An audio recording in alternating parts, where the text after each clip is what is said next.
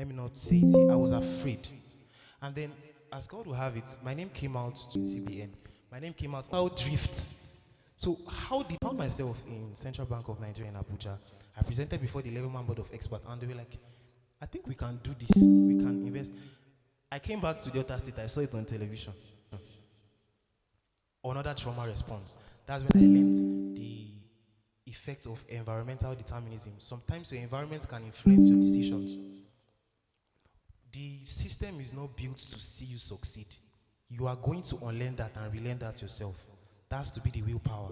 Take it back to my journey. So my drive to not work under anybody is what started my company, Maybe Technologies. Now, it didn't just come as an idea. Like I said, we used to get ideas. Number one, if you can remember, a problem. Number two, you look around. Number three, you listen. Because your ears are Wi-Fi for ideas. I'm privileged to even stand before my entrepreneurship lecturer that has been teaching me for over 4 years. Person of Mr. Chris. Thank you very much, sir. And he spoke to me in a way that no other person accepted. His principle was every lecture day, you need to show up on corporate. Me, an instrumentalist, a very rough person, learned martial arts. There's nothing concerning me and tie. It is not, see, I can use the tie to tie you. But he said that, and I started growing into it that there is somebody he's seeing, there's something he's seeing in us that we are not seeing. So I learned to key into that idea that, okay, it's good to be on corporate outfits for this event. He said, because you might find yourself in positions where you need to appear decent or corporate. So I learned that. And then I had a project work in school, and the lecturer asked us to go and differentiate between Android operating system and iOS. I'm going to be very snappy. You will learn a lot of things on this story. I'm not giving you points to jot down, but if you listen, you're going to learn something. So he said we should differentiate between Android operating system and Apple operating system.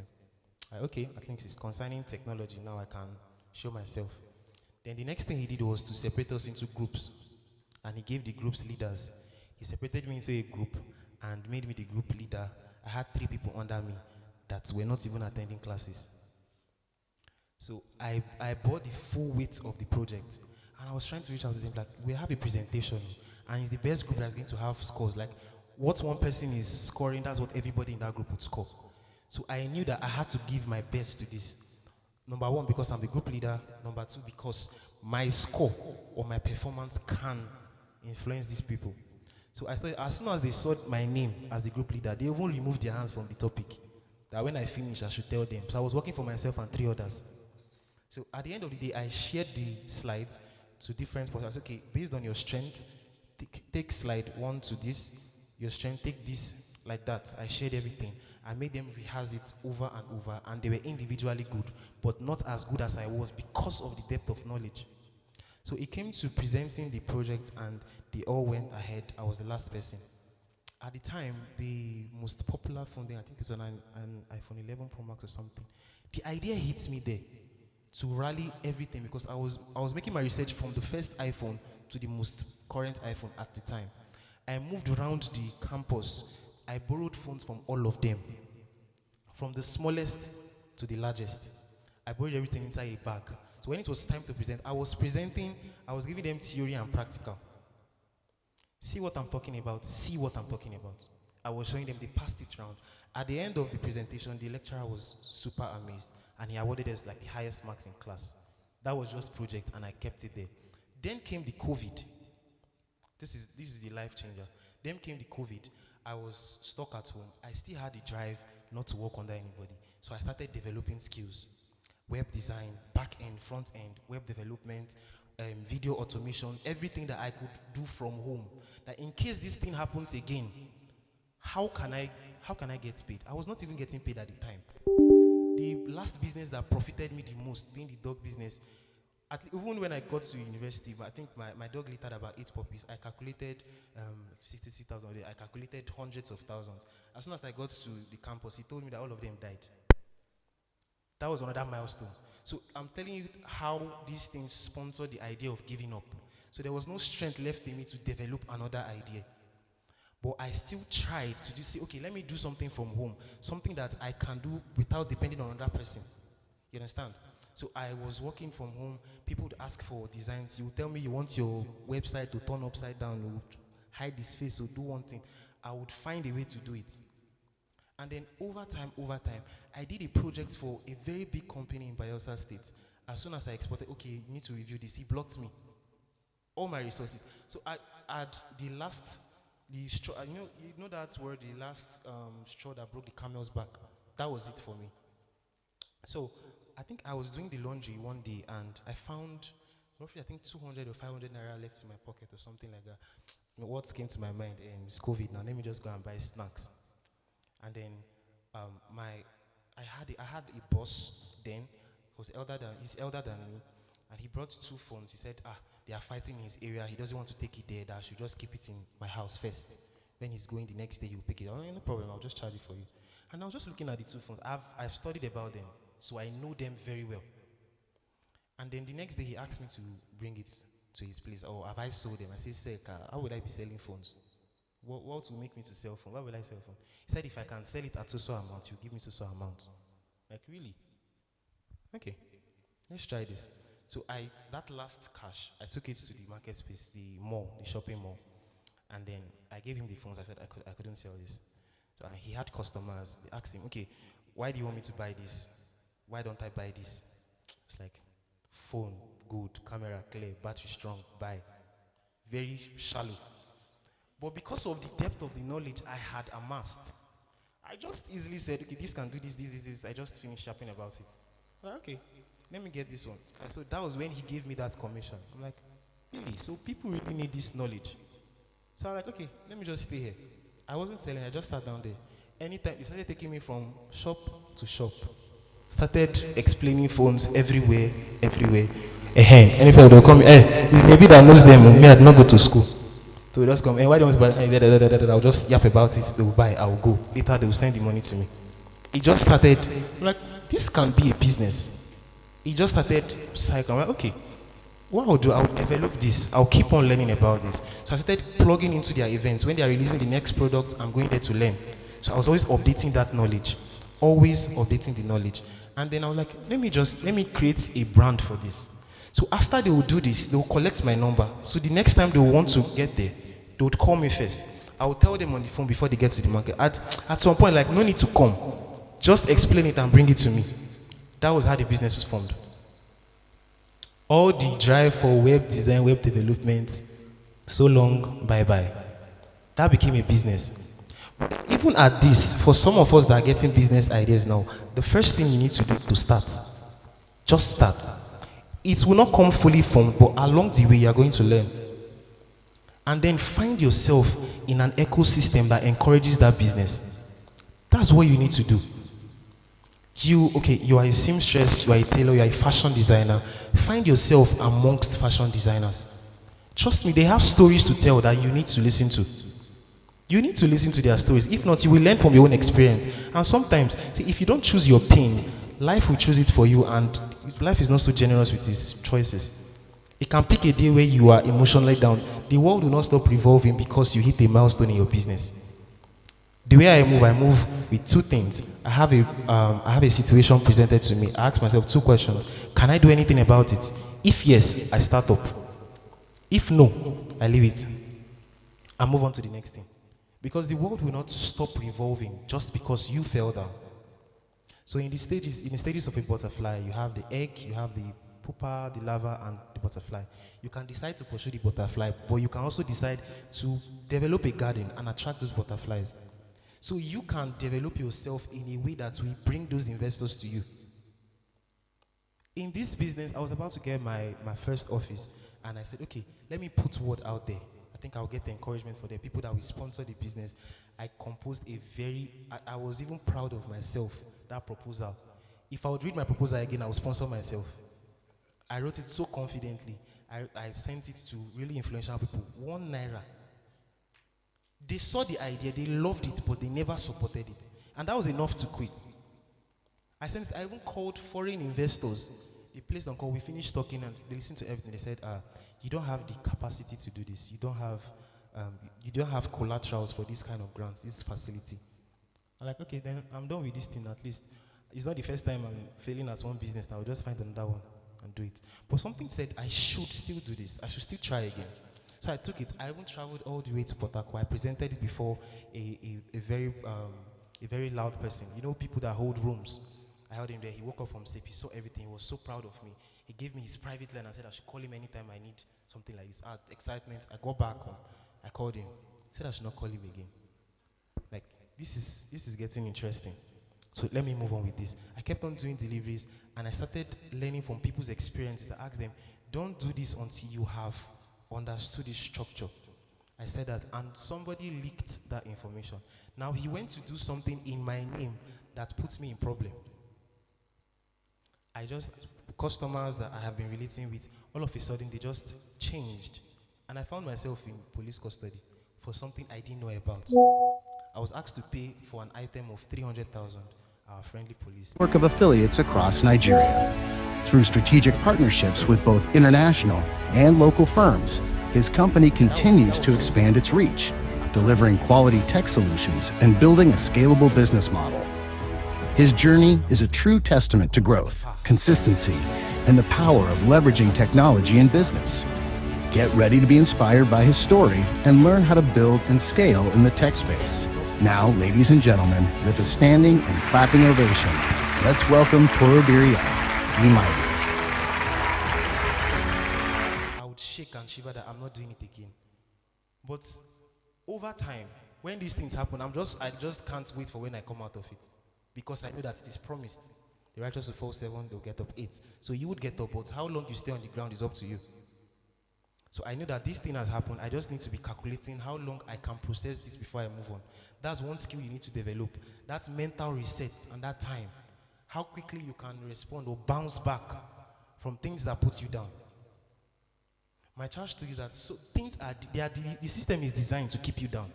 It's designed there. Some things we assume to be luxury today, they are basic in some developed countries. You understand? They are very basic.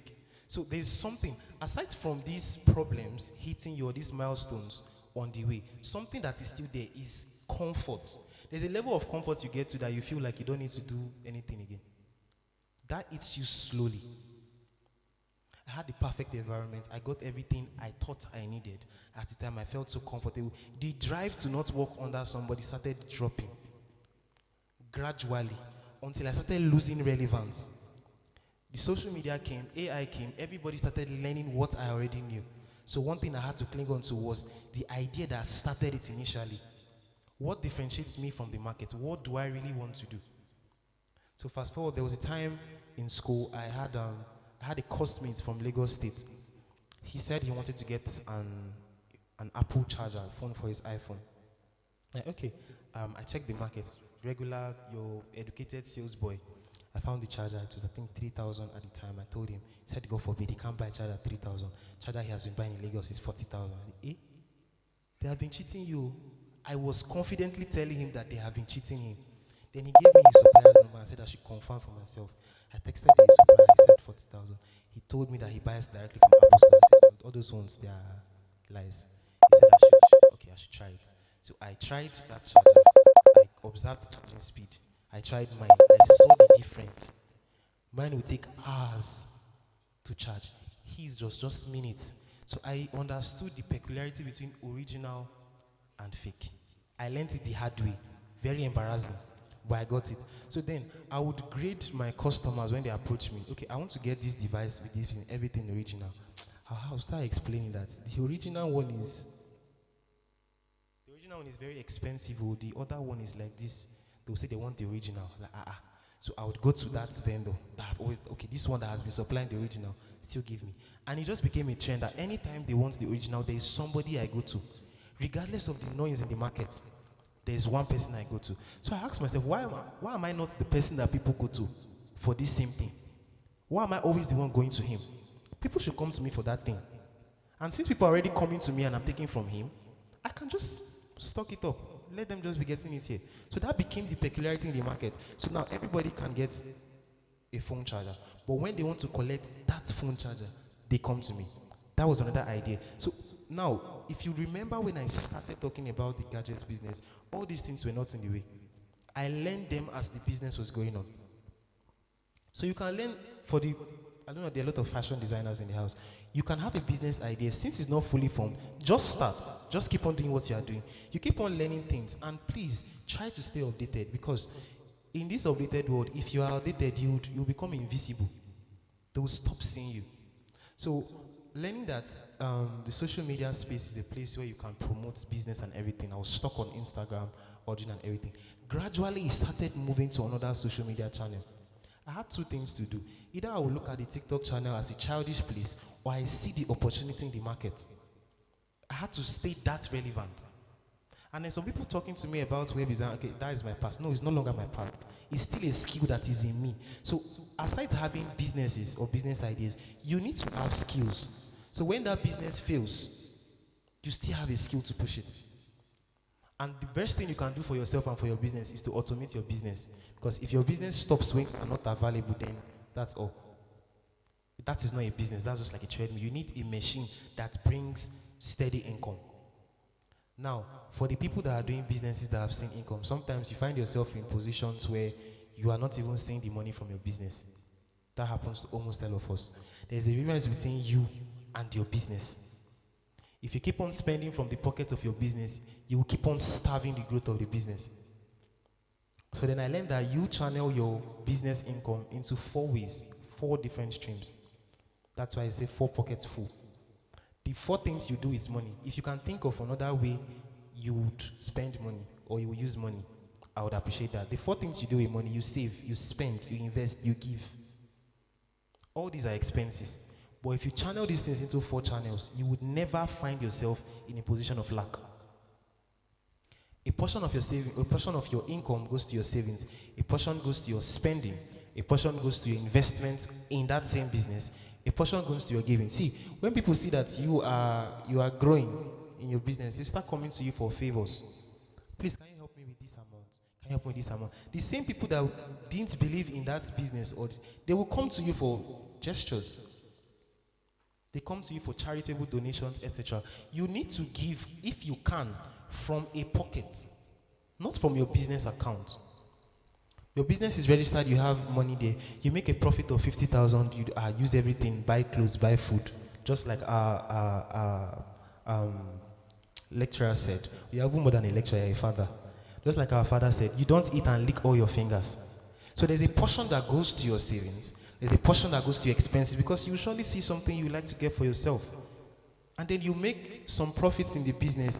When you find out that you are saving everything, you don't have anything to spend from, you start looking on like your business. Your business is profitable, but you are not looking profitable. Does it make sense? You have to look like the prosperity of your business. So when you are telling people about your business, or when you are walking into rooms where you need to hold reasonable conversations, you are not looking like you are desperate to close deals. And that's where study comes in. You study the greats. Okay, in this field, who are the people that have made it? You study them, study their stories, study everything they need to do. I think my time is up. I'll be rounding up now. So I'll leave you with these nuggets. Ideas don't come fully formed. The best way you can go about your idea is to start. If you say you want to wait, what waiting will give you is more waiting. Thank you very much for having me.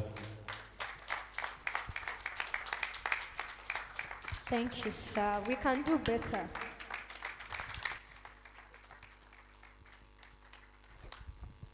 Folks, this speaker is a tech enthusiast and entrepreneur making waves in the gadgets and technology space.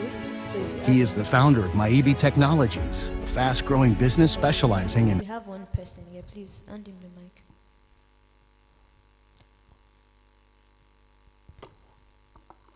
So, sir, you made mention of when you shared your idea with somebody in school and he discouraged you on how to go about it. So, I want to ask, how can we know the person to share our ideas with?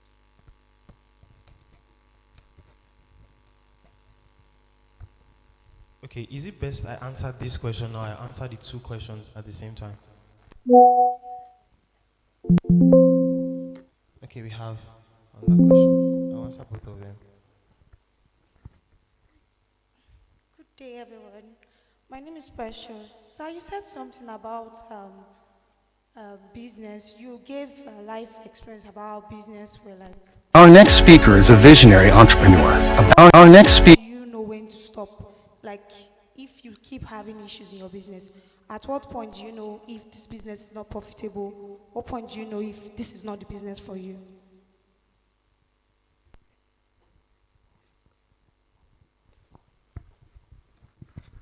Okay. Is there any other question? Or these are just the two questions. Okay. So there's psychology and reverse psychology. There are different ways to pass information. Yeah? So let's say I want to tell, let's use this very silly example. Let's say someone tells you your mouth or your breath stinks. You can pick it as an offense. Is that true? But someone else can come to you and tell you, I got you this toothbrush and toothpaste. You need to try it. We have passed the same message in different ways. So I can come to you that, okay, this is the business idea that I have, and this and this. I can come with you with that. And you can use both sentiment or jealousy or whatsoever to judge that idea. I can also come to you and tell you that, imagine if somebody is doing this and doing this, the person will make a lot of money. And sure, the person can make money, the person will not really make money with this and everything. That has shifted the subject from you to just the business. So you are not taking it from a point of emotions.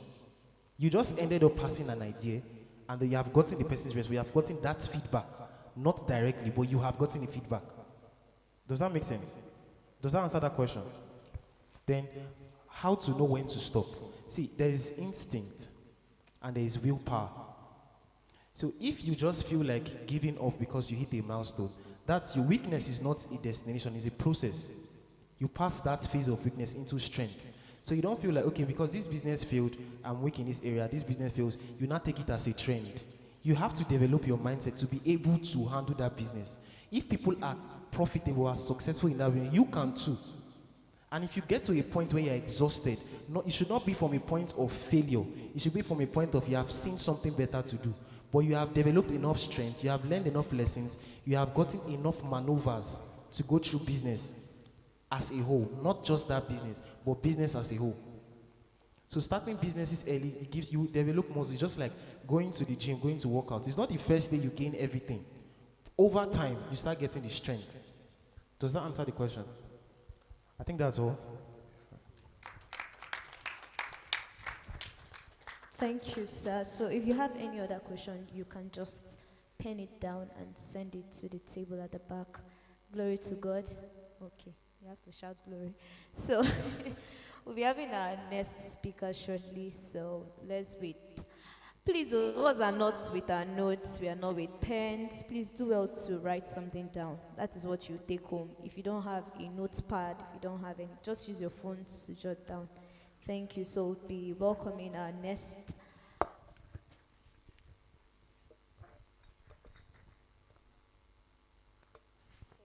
A back-end developer and a passionate advocate. Okay, sir.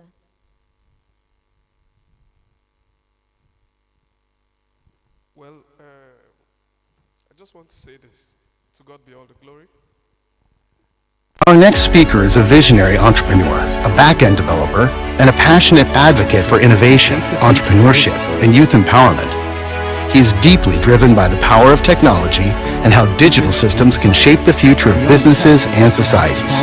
Beyond tech, he also has a strong passion for media and production, exploring how storytelling, digital content, create meaningful impact and new opportunities through the tech audience. To give God thanks. You see, ideas, like you say, they just start. An idea is also a vision. I remember when I came 2016, before I came, I had the idea of speaking to young minds, and I heard God clearly. So I'm not surprised that maybe he's here speaking today.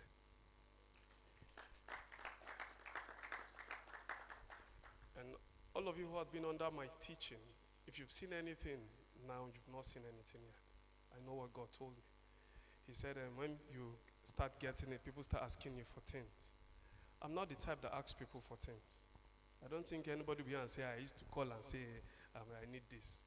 But get ready, you get me a plane. So I don't know how, but get set. You know, the request has come. There are clouds of witnesses. You're not the only one. But I'm saying it to you so you know there is a target somewhere. So expand the vision and make it plain. God bless you all. So the next speaker.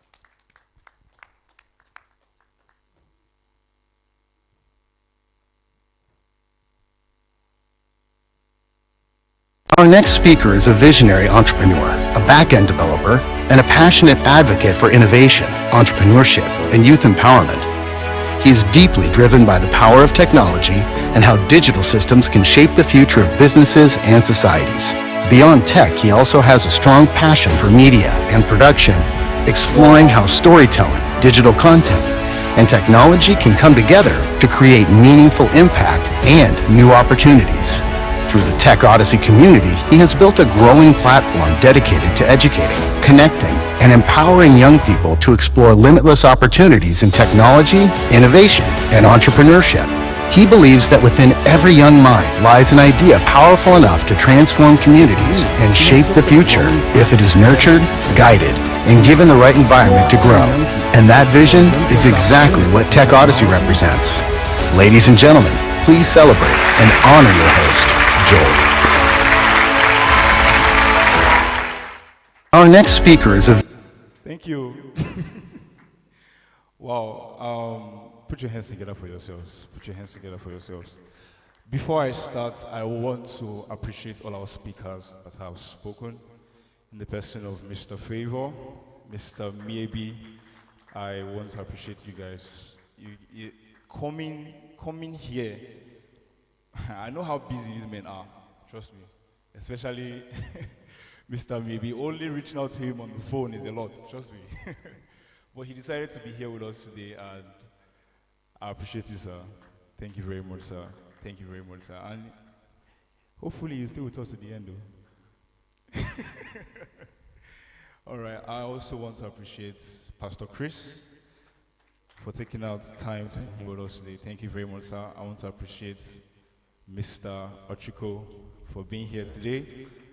My pastor's wife is here. Now, this one will stand up. Eh?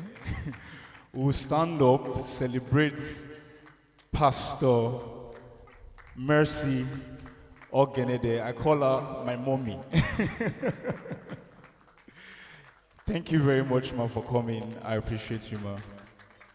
Thank you very much, ma. We also have other VIPs here present with us. Some are still on their way coming, and my gym, I said it before and I'll say it again, my gym instructor's wife is here. Coach Smart's wife is here. Thank you very much, ma'am, for coming. I really appreciate you, ma'am. Okay, so they've said a lot of things today, and it's time for me to say my own. Everybody has been talking, but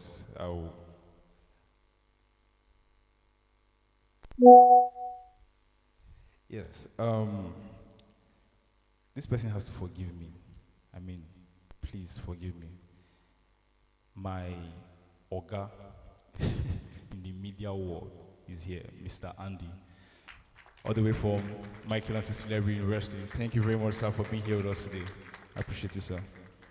Okay, my topic is quite interesting.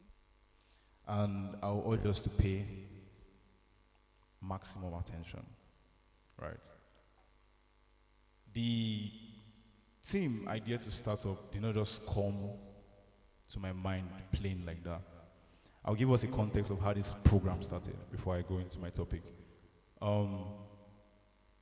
January 1st, exactly 2 p.m., I was in my house. I was relaxing, and for those of us that are in the Christian world here, you will understand what I'm trying to say. And the Holy Spirit told me, do a business conference. And I'm like, Tech Odyssey is for tech, not business. You understand? Tech Odyssey is building young minds on the technology, the future of tech, and tech innovations and whatnot. Holy Spirit said, do business conference. I'm like, First of all, I can't really call myself, I'm a business person, but I can't really call myself a profound, a strong person in the business ground. But I slept, and he gave me a vision of how the whole place is going to be like, where to use, how the registration is going to play out, the speakers I'm going to bring, what I'm going to do in this meeting, what is going to take place. So everything you are seeing here now was not just a thought, it was a vision. Help me celebrate Jesus for that. So first of all, I want to appreciate God for making this possible. yesterday was day one. Yesterday was mind blowing. I mean, for those of us that were there yesterday, you can attest to that. Yesterday was mind blowing. We had speakers from Mr. Divine Favor, the CEO of Angel Homes from Abuja. We had Mrs. Silva. She's from Benin, the CEO of Dulaido Co. and is he HOK Management, right? Those are amazing minds. We had Jesse Imperial yesterday with us. We had Mr. Pleasant Obasa yesterday with us, and he told us yesterday he was currently at Kenaland for an event. So, I mean, those are top mind speaking people, you understand? And today again, we have another batch, you understand? More speakers are still coming today. So today is full today, so please make sure you are taking something home. All right, so down to my topic, from hustle to real business, right? From side hustle to real business. Now, most people, especially Nigerians, our Nigerian youths, we don't know how to we don't know how to turn our skills to business. And that was one of the main grounds of starting this conference, so that you have those ideas.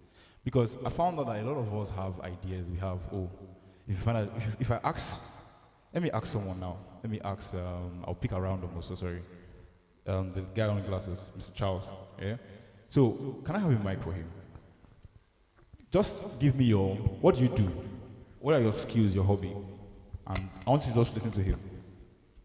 Okay, I'll start with saying that I'm a multi-potentialite. I do a lot of things. Sorry, wait, you heard what you first said? He does a lot of things. All right, so continue. Okay, let me start with musical instruments. On musical instrument, I play up to 4 instruments. Then 4? Yeah. Wow. I'm also a digital marketer. I do digital marketing. Then Clap now. It's not, it's easy, bro. Yeah? I'm also a content creator. I do Okay. content. Yeah. And I think that's all for now. All right, good. So you see that, and sorry, before you go, how many of them are you making money from? Sorry, I'm asking you. I mean, is it too personal? Let me know now. The one I would say that I've made money from, I didn't mention it, but I dance. Oh, good. Exactly my point. You see what I'm saying now? So a lot of us have so many things we are doing, but we don't know how to turn it into a business. Do you understand? And it's a problem because most of our parents told us that, when you graduate from university, there's a job waiting for you outside. But let me tell you this. When you graduate, I'm telling you, the company you are applying for will tell you they need 5 years experience. So where are you getting it from? Yes. So you look at these things, and so me, I had to personally, I had to look at these things and tell myself that, come, if I do a 5 years course, electrical engineering, or let me go back to the landmark phase, electrical information engineering, suffer for the 5 years, and I say yes. My father said if I come outside, there's job.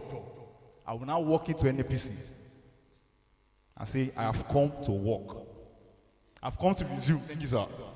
They will just laugh at you and be like, okay, what are the practical works you've done? And to be very honest with us, Nigeria education system, there's no practical. That's just the truth. There is no practical. So why I'm saying this is to tell you that some of us here are students.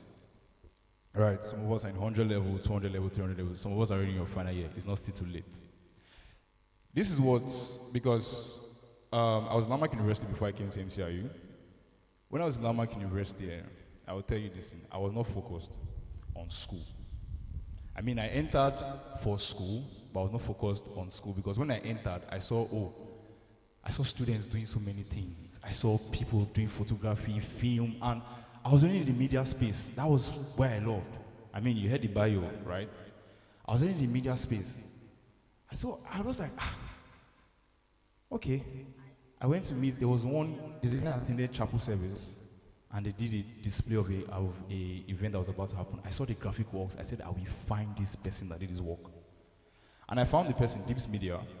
I went to meet him after service. I spoke to him. I said, I want to learn. He said, okay. I started learning different things. Then I became part of the council, what we call SRC.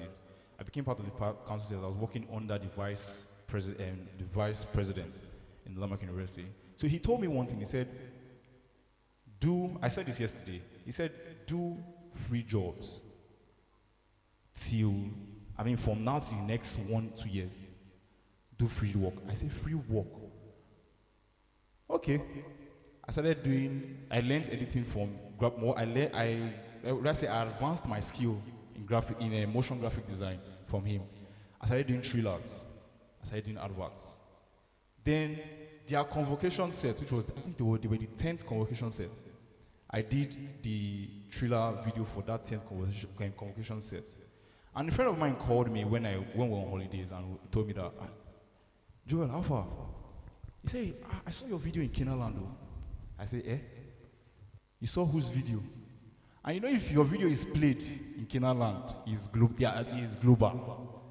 So I'm like, how did my video get there? And for him to recognize it's my video, my logo, because what I do is I put my logo animation first before the main content thing starts.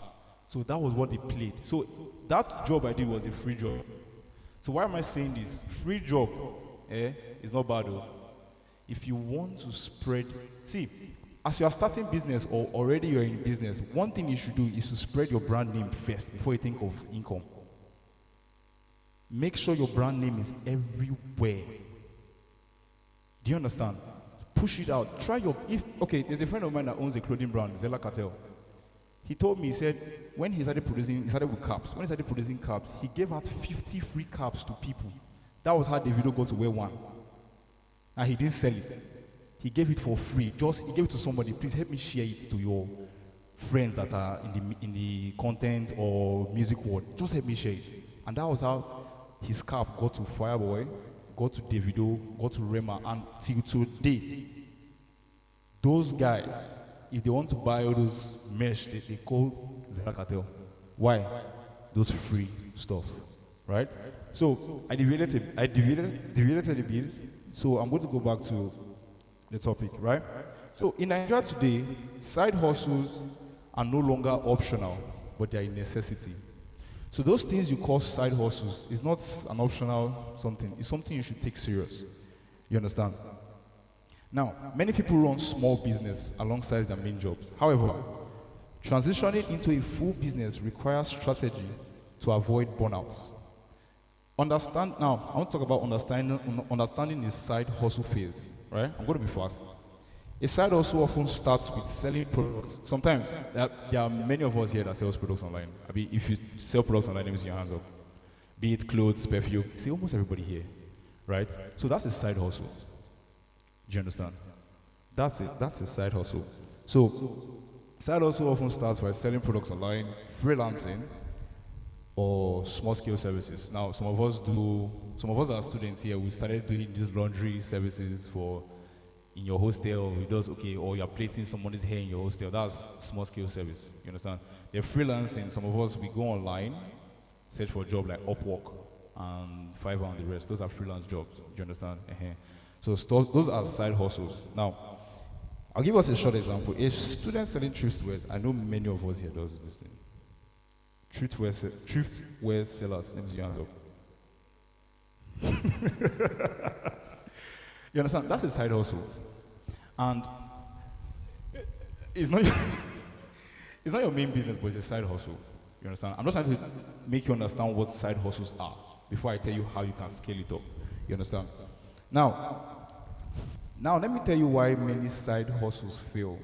Because there are some of us that wanted to start selling products online that will be like, oh, I don't tire. The thing is stressful. Do you understand? Now let me tell you something.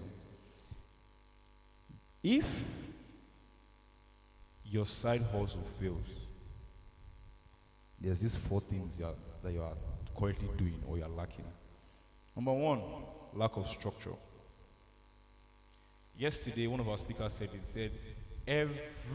said what brings wealth to a business is not the idea, it's the structure. I think it was said by, who can remember, who said that yesterday? I think it was Mr. Divine Favor that said that yesterday. He said, ideas don't bring wealth, structure does. You can have, see Facebook for example. I was telling my friend, my brother actually, banged that winner.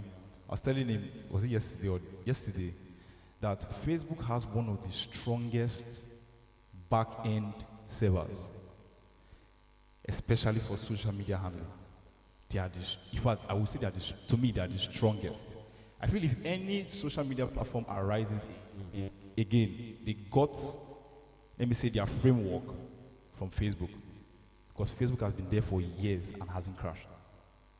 Do you understand what I'm saying? So they have a very, now I'm trying to explain to you what structure is. Now imagine how big Facebook is, and yet, if you create an account in Facebook, they will show you people that you've known for years. So imagine the teamwork behind that software, that structure. If the guy just had the idea to just do only Facebook and say, okay, I'll just try and do it myself, I'm telling you, doing it yourself won't get to where it is. But he had to create structure, create team. And that's why I said, ideas don't bring wealth, structure does. You understand? So the first thing I said, lack of structure. If your side hustle fails, number one, lack of structure. Number two, fear of leaving stability. Fear of leaving stability. Now,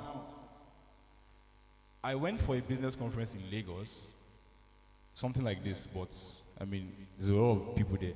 And somebody asked a question. He said, sir, I created this business because I saw people making money from it. And he decided to create the same thing. So which means he's not creating that idea because he's passionate about it. He's creating that idea because they find food to chop. Do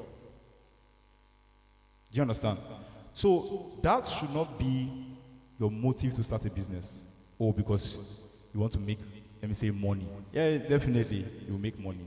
But that should not be your drive. Do you understand?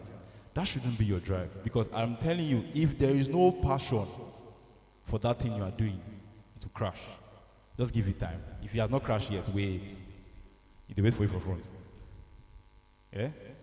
So, don't, for the love of money, this person is doing it. Like Mr. Yebina is into the tech gadgets business and he's striving. You now say, yes, you want to start your own.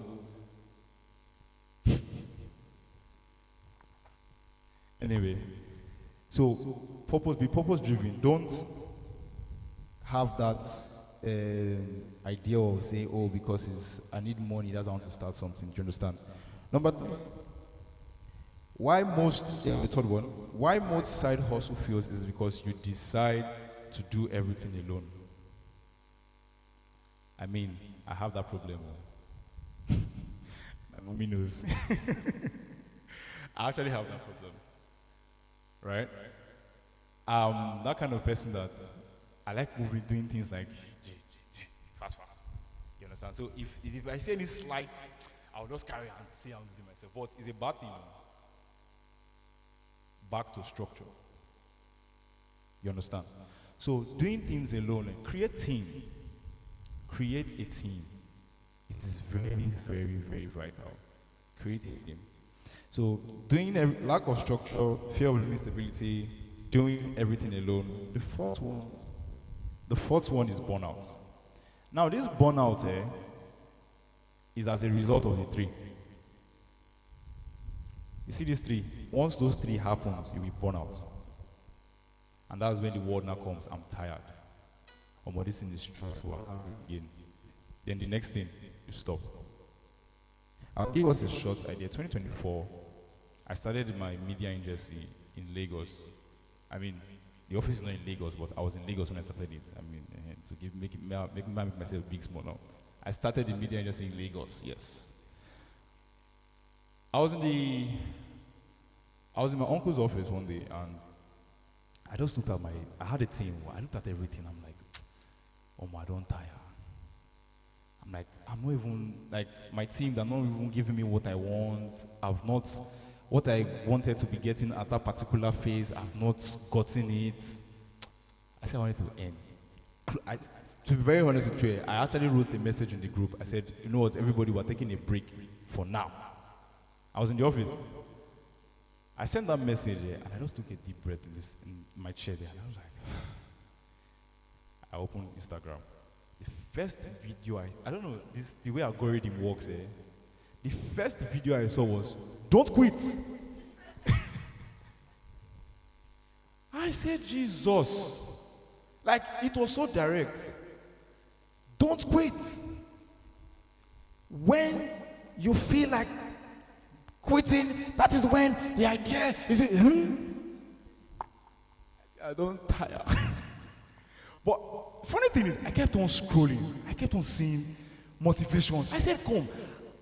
I never see motivation like this for my FYP. What's going on? The next thing, I entered Spotify to listen to music. Podcast came up. How I started my first business. I said, God. That was when I knew that there's no quitting. You know. I'm telling you, see all those things I was doing for. Last, I no quit. Instagram even came and did their own. They took down our page. I said, I will not quit. You understand? So, these three things, yeah, like I said, lack of structure, fear of living stability, and doing everything alone will lead to that burnout. You understand? Will lead to that burnout. And what defines a real business? Real quick, I'm going to wrap up real soon. What defines a real business? A real business has consistent revenue, systems and processes, clear audience, and ability to run without you consistently. That means even when you're not in the office, your business is running. Now, I think I put up something in our platform. I don't know if we saw it. How to pitch your idea. How many of us saw that post? How many of us read that post? Now, it is very important. If you are starting a business, the first thing I feel you should do is, who are your customers? Do you understand? Who are your customers? Okay, you find yourself in a school setting. Everybody is selling streetwears, perfume, jewelries. Good. Students are buying it. Your customers are students. You're in school, your customers are what? Students. Good.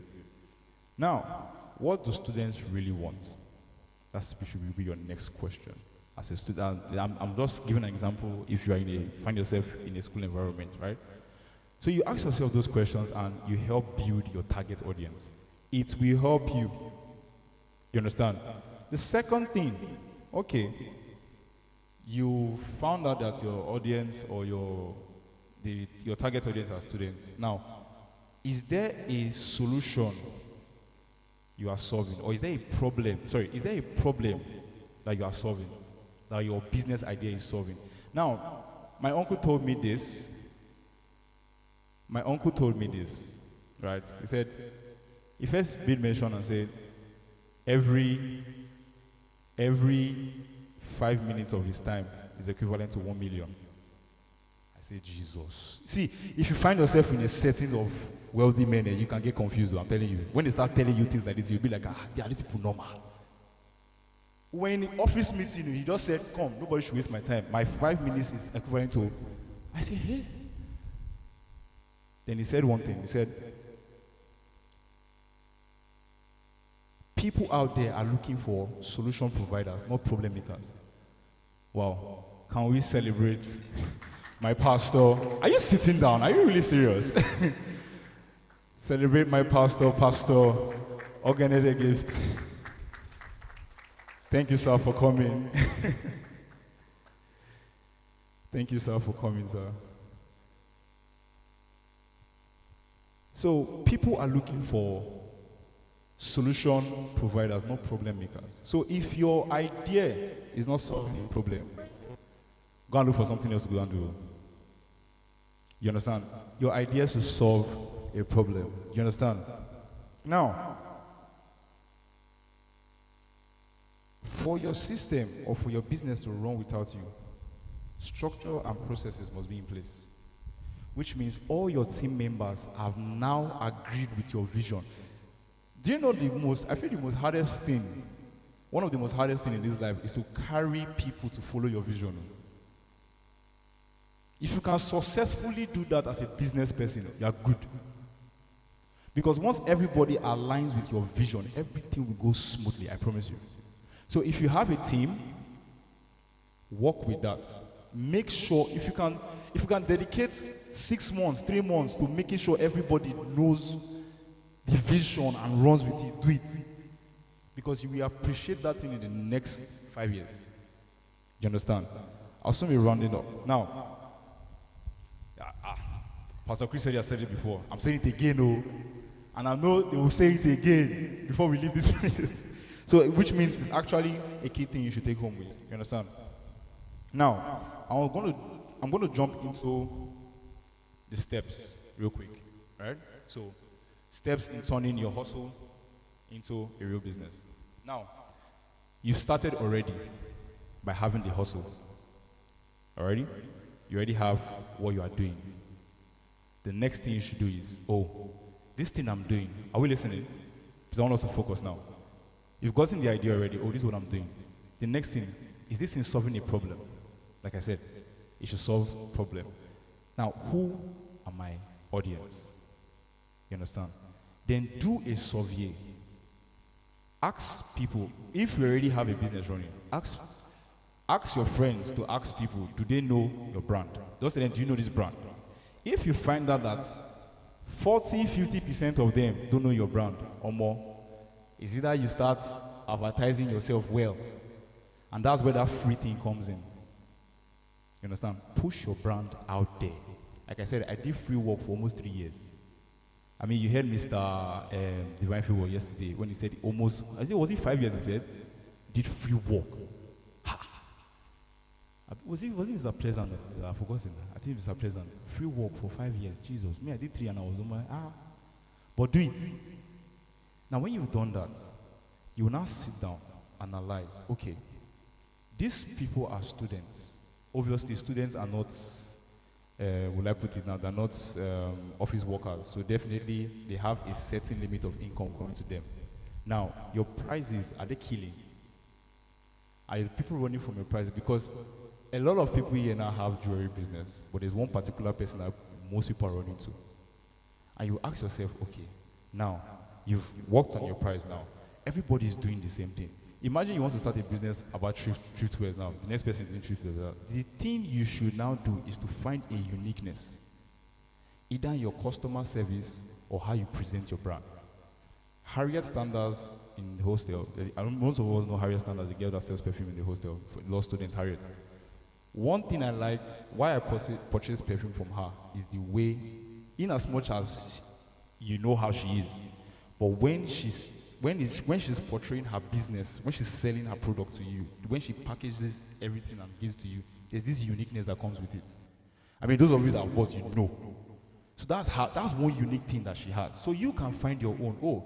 People don't have this. You can decide to say, like I spoke in the alignment conference when I said, you can have a website and be like, you guys can order through this link, do pre-order, do this thing. And those things are unique things that you can pick out. You understand? So have uniqueness to your taste. So hustle. Now, you found your brand, right? Look at the audience. Now you are scaling up. The next thing you do, creating. Now when you creating, structure, work on it. Start creating structure. This person is in charge of sales. This person is in charge of. Everybody now works, knows what they are doing in the office. You understand? So I think because of time, this is where I will stop. But the last thing I will tell us, the last thing I will leave us here with is, don't just hustle hard. Because we have this, one of our apostles in faith said something. He said, we are known for calling ourselves hustlers. Don't just hustle hard or build smarter. You understand? Life is not hard work, it's smart work. You understand? So thank you very much for your time. And I think my time is up. Thank you. Thank you, sir. Please, we can do better. We can clap better. Thank you. So we'll be taking questions now, but there is one already with Sir maybe. Right. Let's take that one first.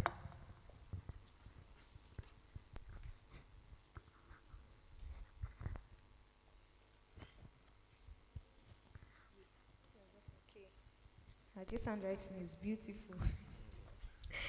Considering, God help me. Considering that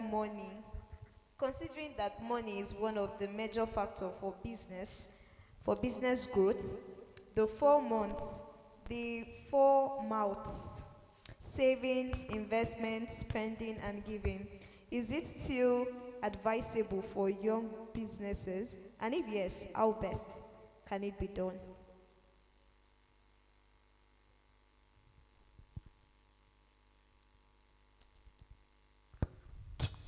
Okay, for young businesses, I think I understand that question. Maybe you've understood that your source of income or your income stream is not as wide as it should be. If you should still have those 4 mouths, the spending, investment, giving, and savings, and if it is, how best to go about it. I learned something from infancy that practice makes perfect. You don't have to put so much in this mouth, but you have to create that habit. Let it grow from your business. As strong as your business is, that's how those savings will be strong. So as you grow up, as you continue, whatsoever, I think our pastor taught us that whatsoever grows up stays up, but whatsoever goes up comes down. So grow with it and let those mouths grow as you grow in your business. Thank you. Thank you, sir. So we are going to be taking questions now from what Mr. Joel has taught us. So if you have any question, just wave your hands. Please, if you know you cannot stand up and ask the questions, you can also write your questions and send them to the back. So do we have anybody?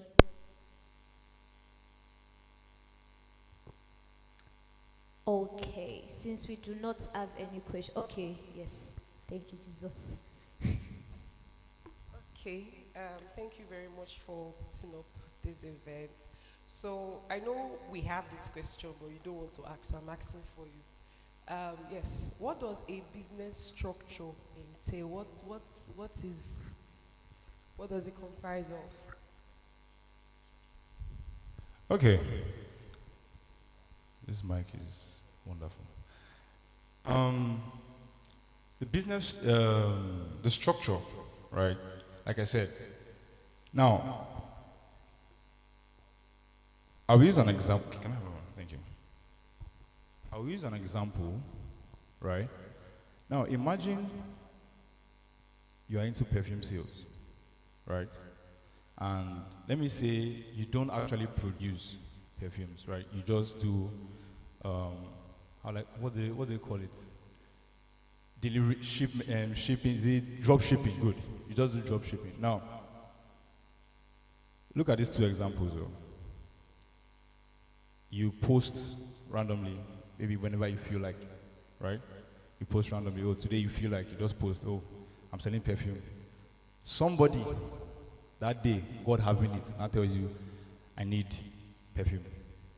You now reach out to your client in maybe one vendor like that. You now reach out to the person, and the person now tells you, okay, we have, and it sends. You now tell them price. Yeah. Now that's one example. Now look at this. Look at this other example. You take it as a daily tax. You've written it down as it's a must. Every day, this time, you must post about your business. Right? Now you post. Now that once in a while you post, that person that posts once in a while, people may not see, may never know who you are. But now you see this person that posts every day. Most of you don't know this, but you see, even as much as you post your business every day and people don't respond, they are taking notes. It has a way of registering in the mind that, oh, this person does this. You understand? So now you post every day about your business. One. Two, you don't have just one. You don't have just two. You don't have just three. You have up to like 10, 15 vendors. Right? This is another example now. You have 10, 15 vendors. Right? These 10, 15 vendors, they don't just send to you when people order. They have like you have like a specific time schedule with them that, oh, if you have this product in social time, ship. So that if people don't come, you can do your repackaging and sell. Now that person the other example can just get a nylon. Just sharp. Now, you post your business once in a while. There's no brand logo on the nylon you're giving. How would they know your business? That person lacks. There's no structure. But you see this other example now. This person has said, oh, the structure now is telling yourself that this time you are doing this. This person is supplying this to me in this time. So that means that there's a plan, there's a structure already on ground. Now, it's now being automated. Now, it's not you always reaching out because now there's an automated system. Now, the person knows that by this time they need to send you this. So you don't have to reach out. And when they send you now have the ability now probably you now have a team. And the thing, once the shipment comes in, they are doing repackaging. So anytime anybody asks for any product online, you already have it. Now, automatically, it solves delivery duration. Sometimes people will post, okay, it takes 10 days to deliver. Now, because you now have a system now, it's going to take a day or some hours to deliver. Why? There's now structure. So does that expresses or explains how the question? Thank you.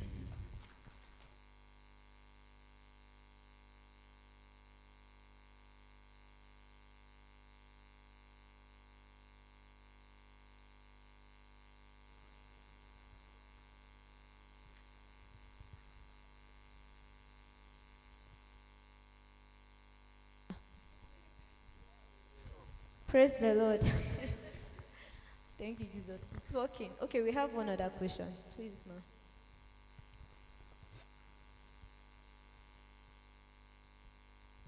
Okay, good afternoon. My question is, how do I build a business structure that remains stable even when people are unreliable? Like, how do I build the structure? Okay, so one of our speakers wants to answer first.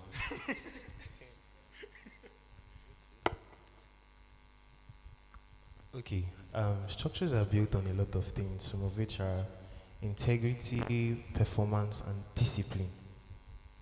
Those are some things that structures are built on. So people should know you for a particular trait. See, if a man diligent in his work, he'll stand before kings and not men. They need to see, you need to be diligent in your work, and they need to see that diligence. Solomon didn't have social media, but we all heard about the thousands of songs and everything that he wrote about. So now that we have the internet, he said he mentioned some things that we can pay attention to. Be as wise as the ants, the conies, the spiders, and some other thing. See, the spiders, they know that they can't build a house, but they still stay in the king's palace. True or false? Yeah. So you can still leverage on your value chain. You have a structure. Stay with that structure. You would attract those kings and not men. Just stay with it. Be disciplined. That's the key word, discipline. Then have integrity that, okay, my items are authentic. They know that when they come to this person, they can get the best. So they would come. Just give it time.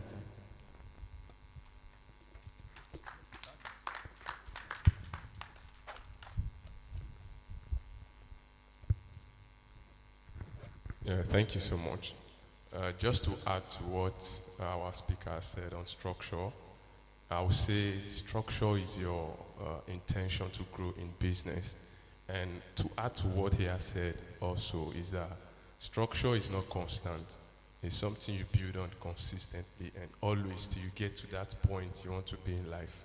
You know, you can start something today and you see that the tasks that you are doing weekly, the tasks that you are doing monthly, they are bringing you 1 customer, 2 customers, 3 customers. But somebody is doing the same thing, and that person is having hundreds of people purchasing from him or her. The same thing you guys are doing. What you need to do is to sit down and restructure, replan, do your purpose thinking again, And there's a lot of automation that we need to do that goes ahead with this structure. The major problem we have as young business owners is that we don't want to learn. Maybe when we start the business, I will see that a few thousands is coming, we're comfortable. But when you look at the international world, even people that are making millions, you see the kind of automations that they put in place, that while they are even sleeping, money is coming. And when we talk about automations, I know so some of us that are into computer science will understand what the word automation means. But for a layman, these are a set of tasks or instructions that you build in places that even when you are not there, those tasks are answering people. Like for instance, now those of you that have automated WhatsApp response, where you are not online, somebody messages you, automatically responds, welcome to Wet Hair and Luxury. What do you want from us today? To tell you press 1. You press 1 and the next message comes, what kind of hair do you want? Is it bow straight or short straight? Press 2, like that. Those are the structures you put in place. And your structure should not look like somebody else's business. What he's doing is different from what she's doing. So you want to copy because Wet is into hair. Step 1, let long hair come. Then you that is into something else, maybe 3 for something, you want to copy. Sit down. Your business is unique to you. Your structure as well is unique to you. And also look at international businesses that are into what you are doing. We are too local. That's why most of us don't grow. Why I'm saying this is because I've had the opportunity by the grace of God to work with some international people. And you see that the way we do things is different from the way the white people do things. Listen to what our pastor was saying on Wednesday about a man of God casting out demons. The way they do it in the British world and the way we do it in Nigeria. Different. You understand? So I have a client I'm working with currently now. He noticed that the effort we're putting into the work we're doing and the result that we're getting is not the same thing. A normal Nigerian man will either want to quit that business or switch to something else. But you know what this British man told me? He said, we're going to sit down and restructure, change our automations, change our go high level structures, and make sure that we get to where we want to be. The two of us, I'm not firing you, I'm not changing my VA, I'm not doing anything, but the two of us are going to restructure. So in conclusion is that structure is always in growth. You might be working with 2 people today. The kind of task you have is different from when you are working with 100 people and the team together. Thank you so much. Thank you, sir. So please, we have one more question. Please, can you hand the mic over to him? Thank you very much. Good afternoon, everybody. Please, how do you know the kind of structure to use when working with different people? I mean, if I'm working with, let's say, Joel, for instance, now, the structure I'll use with him is going to be different from when I'm working with Sonia. So how do I know what works for this person or this other person?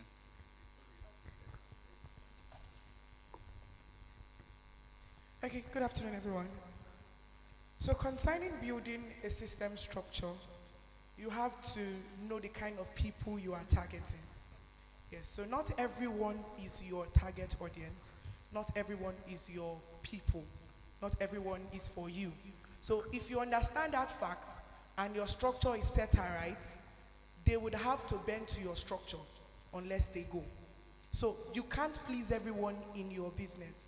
You just have to please the right people that understand your structure and work with you.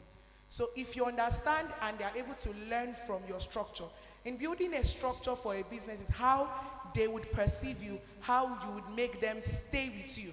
So when it comes to structure, it is 2 ways. It's either the structure is for your customer or the structure is for your workers. So when you have workers working under you, building a structure helps your workers to understand that they are to work as the way you want them to do. So they are learning how you do your things, so they don't bring their own mindset to change the vision you have for that brand.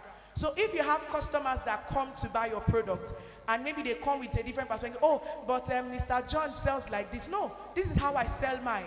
This is my price. This is why my price is like this. So if your price tag is this particular amount, you should be able to justify why that price is like that. So you don't bend to the rules of people. Because you have set your structure, they will have to bend to your rule or go to somewhere else. Thank you.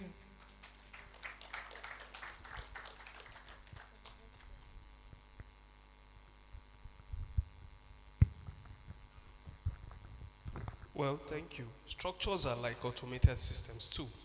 Structures are what keeps the business running even in your absence.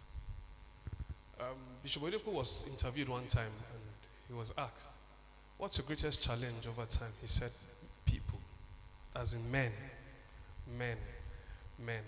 Like you were saying, you can't get perfect persons. You can only get people who can align with your vision.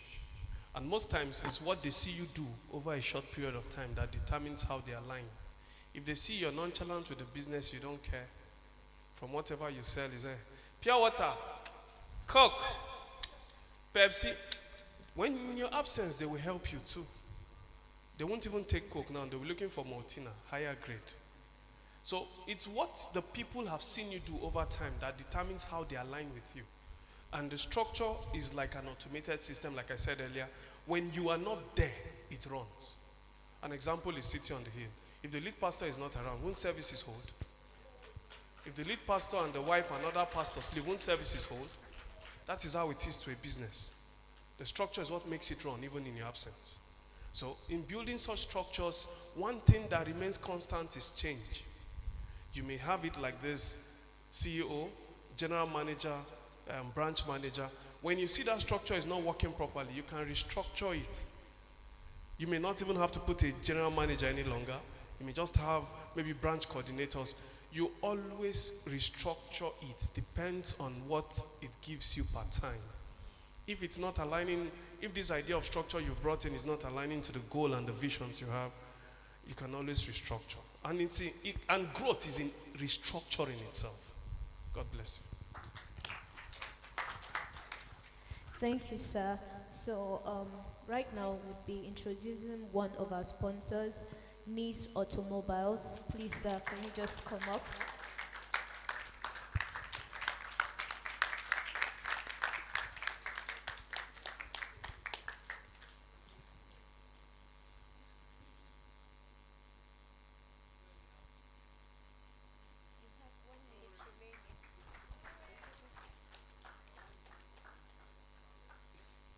Good afternoon, everyone. I want to quickly thank our lead pastor, Pastor Chris, our host, and everyone of us here. Thank you very much for this wonderful opportunity. Okay, my name is Victor John. Most of you know me as Omeko, and the rest persons, they know me as Nice Automobile. By the grace of God, I happen to be the CEO of Nice Automobile. Nice Automobile is a brand that sells car. We sell, we buy, we swap, we rent. Anything car, that's what we do.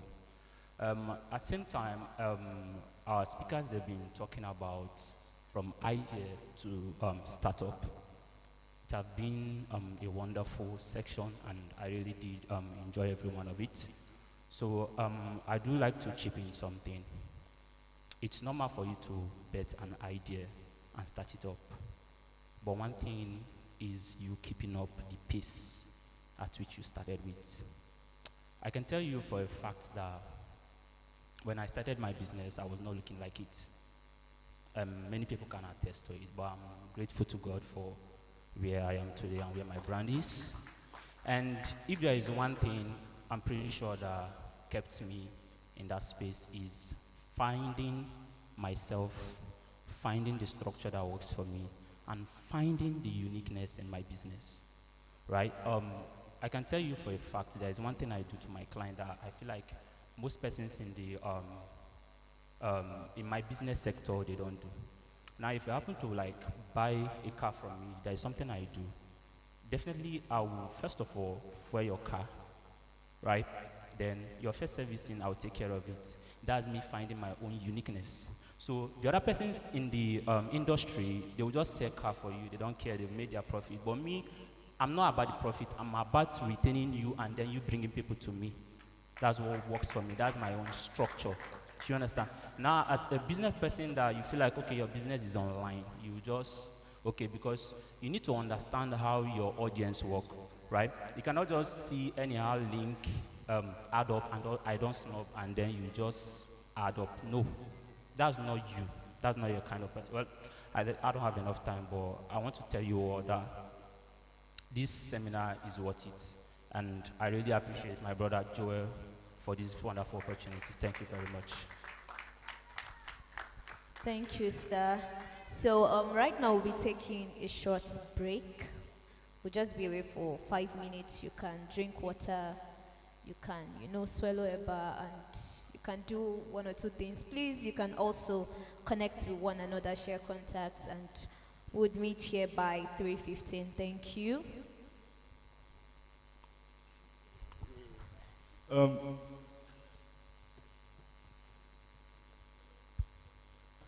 Come back. Thank you. Before we go, I did this in our last tech event that we hosted in MCIU. Please careful. Um, I told them the benefits of what I call it, networking. I'll say it again here, right? Because no, we'll still give the 5 minutes. We'll still give the 5 minutes. Don't worry. We'll still give the 5 minutes. Um, networking, right? I'll just tell us the benefits, right? You see, you're in a conference like this now. You don't know who is sitting by your. Some of you know who is sitting by your left hand, right? But the fun fact is, you don't know everybody here, right? What networking does is, you meet out to them, reach out to anybody here. Ah, sir, introduce yourself. I will use the word sell yourself. You understand? You don't know who the next person is. You understand? You don't know who Mr. Andy is. You don't know who Mr. You don't know who she is. You understand? Talk to them. If you are not, your pitching can even start here, self. As you're talking to them, you can tell them, that, oh, you do this, you do that. Oh, wow, I also do this and do that. Get contacts, connect. That's how it works. You understand? That's how I got to get my own personal connections. You understand? So, as we are entering this session, please, let's not just go and get refreshments, but let's also connect. All right? Thank you so much. Now the 5 minutes can begin.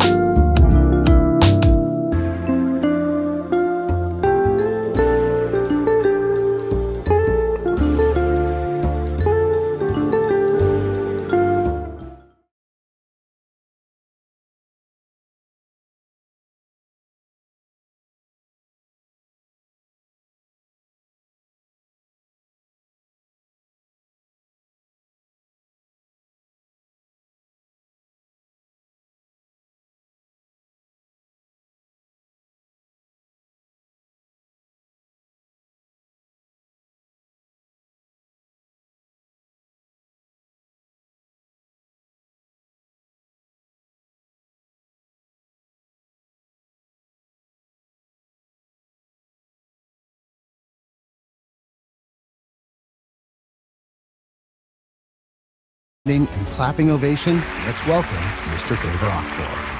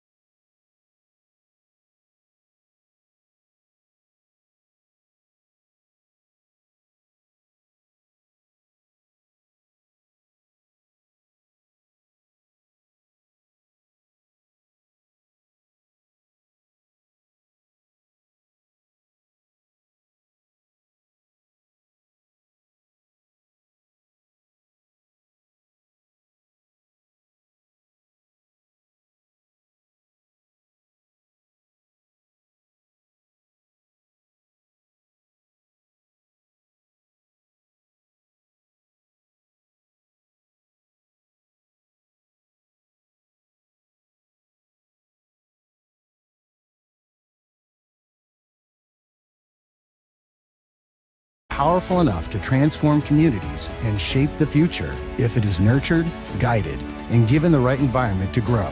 And that vision is exactly what Tech Odyssey represents. Ladies and gentlemen, please celebrate and honor your host, Joel. Our next speaker is a visionary entrepreneur, a back-end developer, and a passionate advocate for innovation, entrepreneurship, and youth empowerment. He is deeply driven by the power of technology and how digital systems can shape the future of businesses and societies. Beyond tech, he also has a strong passion for media and production, exploring how storytelling, digital content, and technology can come together to create meaningful impact and new opportunities. Through the Tech Odyssey community, he has built a growing platform dedicated to educating, connecting, and empowering young people to explore limitless opportunities in technology, innovation, and entrepreneurship. He believes that within every young mind lies an idea powerful enough to transform communities and shape the future if it is nurtured, guided, and given the right environment to grow. And that vision is exactly what Tech Odyssey represents. Ladies and gentlemen, please celebrate and honor your host, Joel. Our next speaker is a visionary entrepreneur, a back-end developer, and a passionate advocate for innovation, entrepreneurship, and youth empowerment. He is deeply driven by the power of technology and how digital systems can shape the future of businesses and societies. Beyond tech, he also has a strong passion for media and production, exploring how storytelling, digital content, and technology can come together to create meaningful impact and new opportunities. Through the Tech Odyssey community, he has built a growing platform dedicated to educating, connecting, and empowering young people to explore limitless opportunities in technology, innovation, and entrepreneurship. He believes that within every young mind lies an idea powerful enough to transform communities and shape the future if it is nurtured, guided, and given the right environment to grow. And that vision is exactly what Tech Odyssey represents. Ladies and gentlemen, please celebrate and honor your host, Joel. Our next speaker is a visionary entrepreneur, a back-end developer, and a passionate advocate for innovation, entrepreneurship, and youth empowerment. He is deeply driven by the power of technology and how digital systems can shape the future of businesses and societies. Beyond tech, he also has a strong passion for media and production, exploring how storytelling, digital content, and technology can come together to create meaningful impact and new opportunities. Through the Tech Odyssey community, he has built a growing platform dedicated to educating, connecting, and empowering young people to explore limitless opportunities in technology, innovation, and entrepreneurship. He believes that within every young mind lies an idea powerful enough to transform communities and shape the future if it is nurtured, guided, and given the right environment to grow. And that vision is exactly what Tech Odyssey represents. Ladies and gentlemen, please celebrate and honor your host, Joel. Our next speaker is a visionary entrepreneur, a back-end developer, and a passionate advocate for innovation, entrepreneurship, and youth empowerment. He is deeply driven by the power of technology and how digital systems can shape the future of businesses and societies. Beyond tech, he also has a strong passion for media and production, exploring how storytelling, digital content, and technology can come together to create meaningful impact and new opportunities. Through the Tech Odyssey community, he has built a growing platform dedicated to educating, connecting, and empowering young people to explore limitless opportunities in technology, innovation, and entrepreneurship. He believes that within every young mind lies an idea powerful enough to transform communities and shape the future if it is nurtured, guided, and given the right environment to grow. And that vision is exactly what Tech Odyssey represents. Ladies and gentlemen, please celebrate and honor your host, Joel.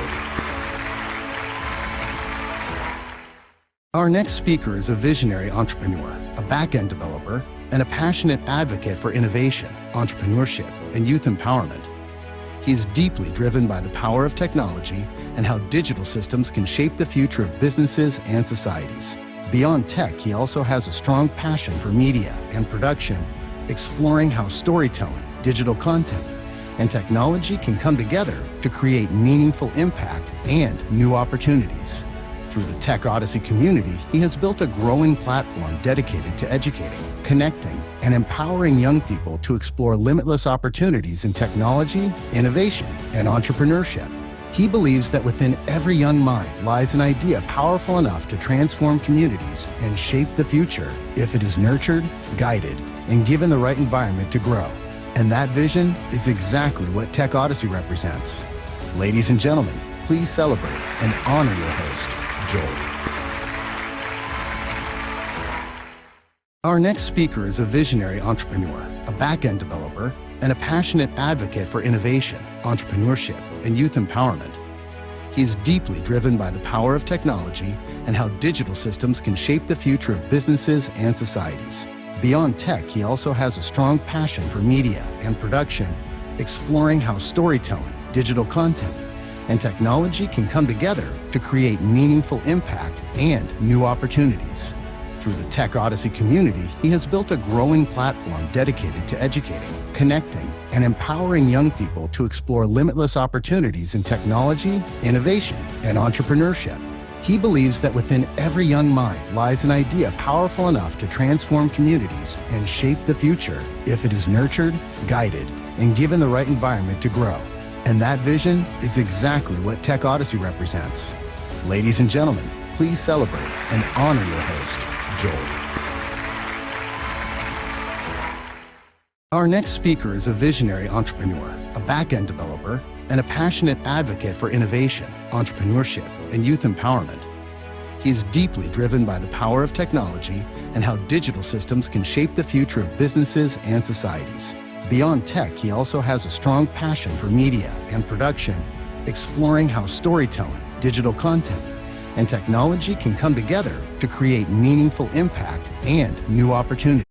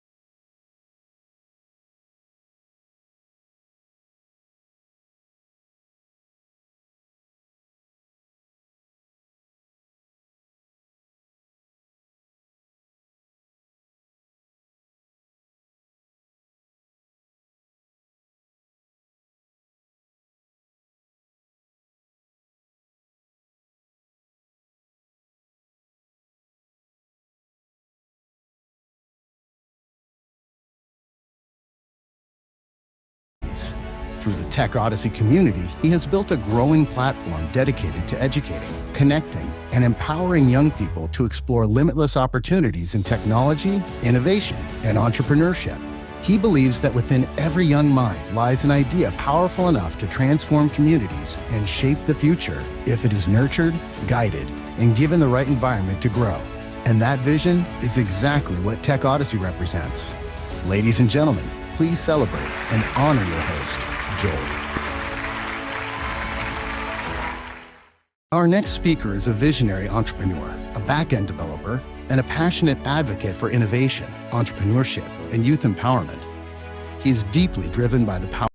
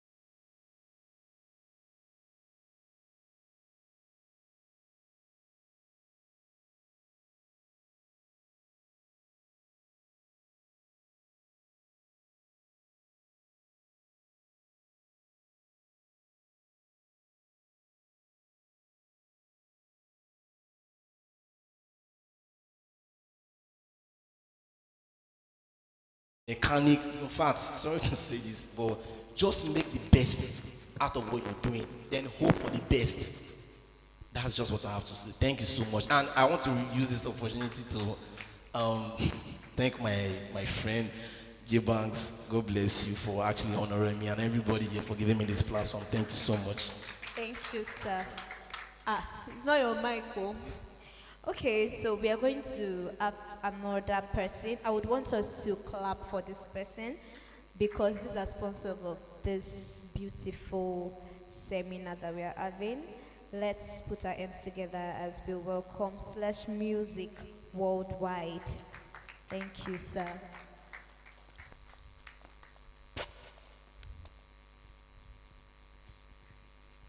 right, thank you very much. I feel very happy to be here today. I feel comfortable as well. And I'm not sure if the comfort is coming because of the seats, the AC, the lights, or the aesthetics. I think it's because of the people here, so please put your hands together for yourselves. Um, I've been around for a while. People find me very quiet, but if you want to hear me speak, talk about business, talk about music, then I'll be yapping non-stop because that is my core. Yes, and music and business goes together. I hope you know that. If you don't know that, then you'll be learning that today. Music and business goes together. As business owners, you are automatically content creators. And I don't see how most people create content without music. So whether you like it or not, music is there. At Slash Music Worldwide, what we do is distribute music. We're a music and entertainment company, and our flagship artist is Big Slash, who has releases on major streaming platforms and media platforms as well. So this is a global movement, but just like just how this event is about idea to start up, I can tell you that Slash Music Worldwide has started already. And we are looking at taking the startup to a global audience by the grace of God, because we have content already on established industry standard recognized media. I'm talking Sound City, MTV Base, Trace Urban, Hip TV, and the like. So I'm just here to make us known. You will definitely be hearing about Slash Music Worldwide for the first time. But I want you to be a part of the movement. Because there is no prouder moment than I was there when they started. You know, if Burna Boy was from Ugeli, I'm sure by now we would all be very proud to say he started from my city, he started doing shows from here, there, you get. So, Slash Music Worldwide, we have a mission to transport our music worldwide. And I'm telling you, our flagship artist is actually from Delta State, Udu, here. And you can imagine it's already on the media, it's already out there, all over the internet and everywhere. Yeah, so I just want you to support us. You can follow our social media handles on Instagram. It's Slash Music Worldwide. Slash is spelled S-L-E-S-H, Music Worldwide. Our artist is Big Slash. You can find him on Instagram with the handle big_slash1. Thank you very much. Thank you, sir. I was here when you started. Okay, just quick. Okay, so sorry, I don't know if there's room to ask sponsors questions. Personal. I have a reason why I'm asking him in particular.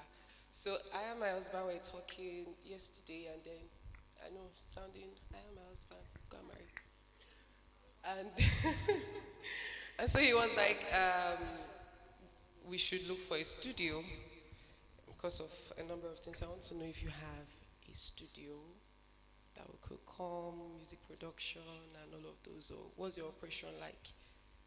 Because we have a lot of musicians in this house and they don't know yet that music. Oh, they know? Yeah. Thank you, sir. So yes, we do have a studio in Lagos and in South Africa, and we actually have one that is currently in the works in Delta State, Warri. Yes, so to answer your question, we have a studio that will be accessible to you in due time. Thank you.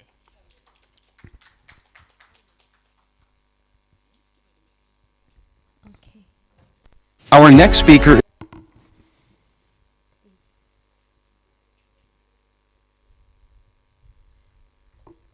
Okay, before they do the introduction to the next speaker, I want to just quickly say this. For those of us that are on social media here or your phones, you can do a selfie, you can snap and post on your social media platforms, tag Tech Odyssey and write hashtag Tech Odyssey Business Conference. So if you can do that now, I really appreciate that. If you cannot take a selfie, you can snap anywhere or take a picture of the environment and just write and tag us and write hashtag Tech Odyssey Business Conference. Thank you so much. So, next speaker introduction. Thank you.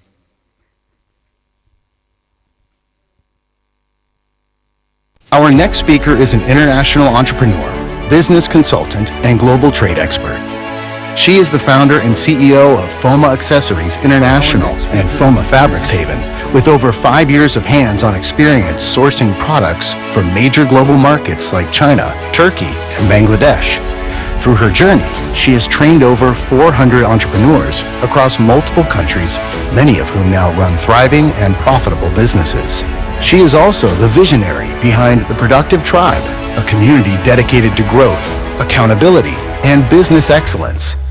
Her mission is clear: to raise value-driven entrepreneurs who build wealth, create impact, and lead with purpose.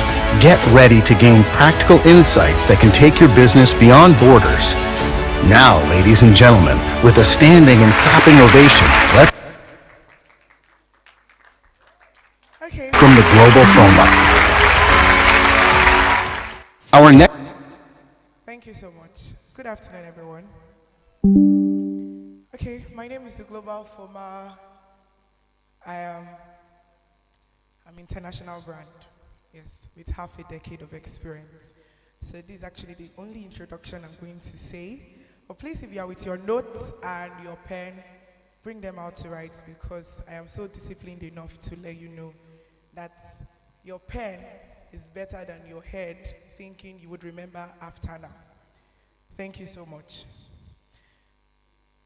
So, a lot of speakers have been talking about a lot of things as relating to business startup, business startup, business startup.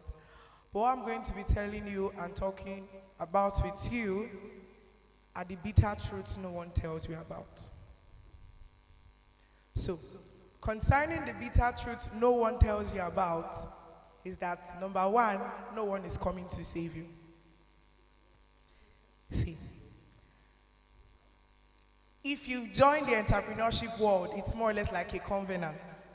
And it's either you fail and you fall out, or you fail and you stand up. Failing is not bad, but not standing up is where the problem is. And giving up is not an option. If you have a dictionary, tear that part that comes with, I'm tired, I want to give up, and you just stop. No. No evidence say you know win, even if you try. Evidence no day if you know win, even if you try. Oh, I tried, but where's the evidence? You did not win. So, in as much as you are going to be facing a lot of obstacles, you have to make sure you must win. So when it comes to business, we have two types, okay? We have the product-based brand and we have the service-based brand. I operate on two segments. Not everyone is into the service-based brand, and not everyone is into the product-based brand. Not everyone needs to have a product-based brand, and not everyone needs to have a service-based brand. But you would always need both. So, as business owners or aspiring business owners, you have to first ask yourself, where do I want to belong?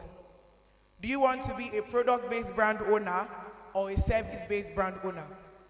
A product-based brand owner is one that sells a product, solve a problem, and make profit. If your aim is just to solve a problem without making profit, you are just opening a charitable organization. You are not a business owner. Because your business cannot survive without profit. Can you hear me? Your business will not survive without profit.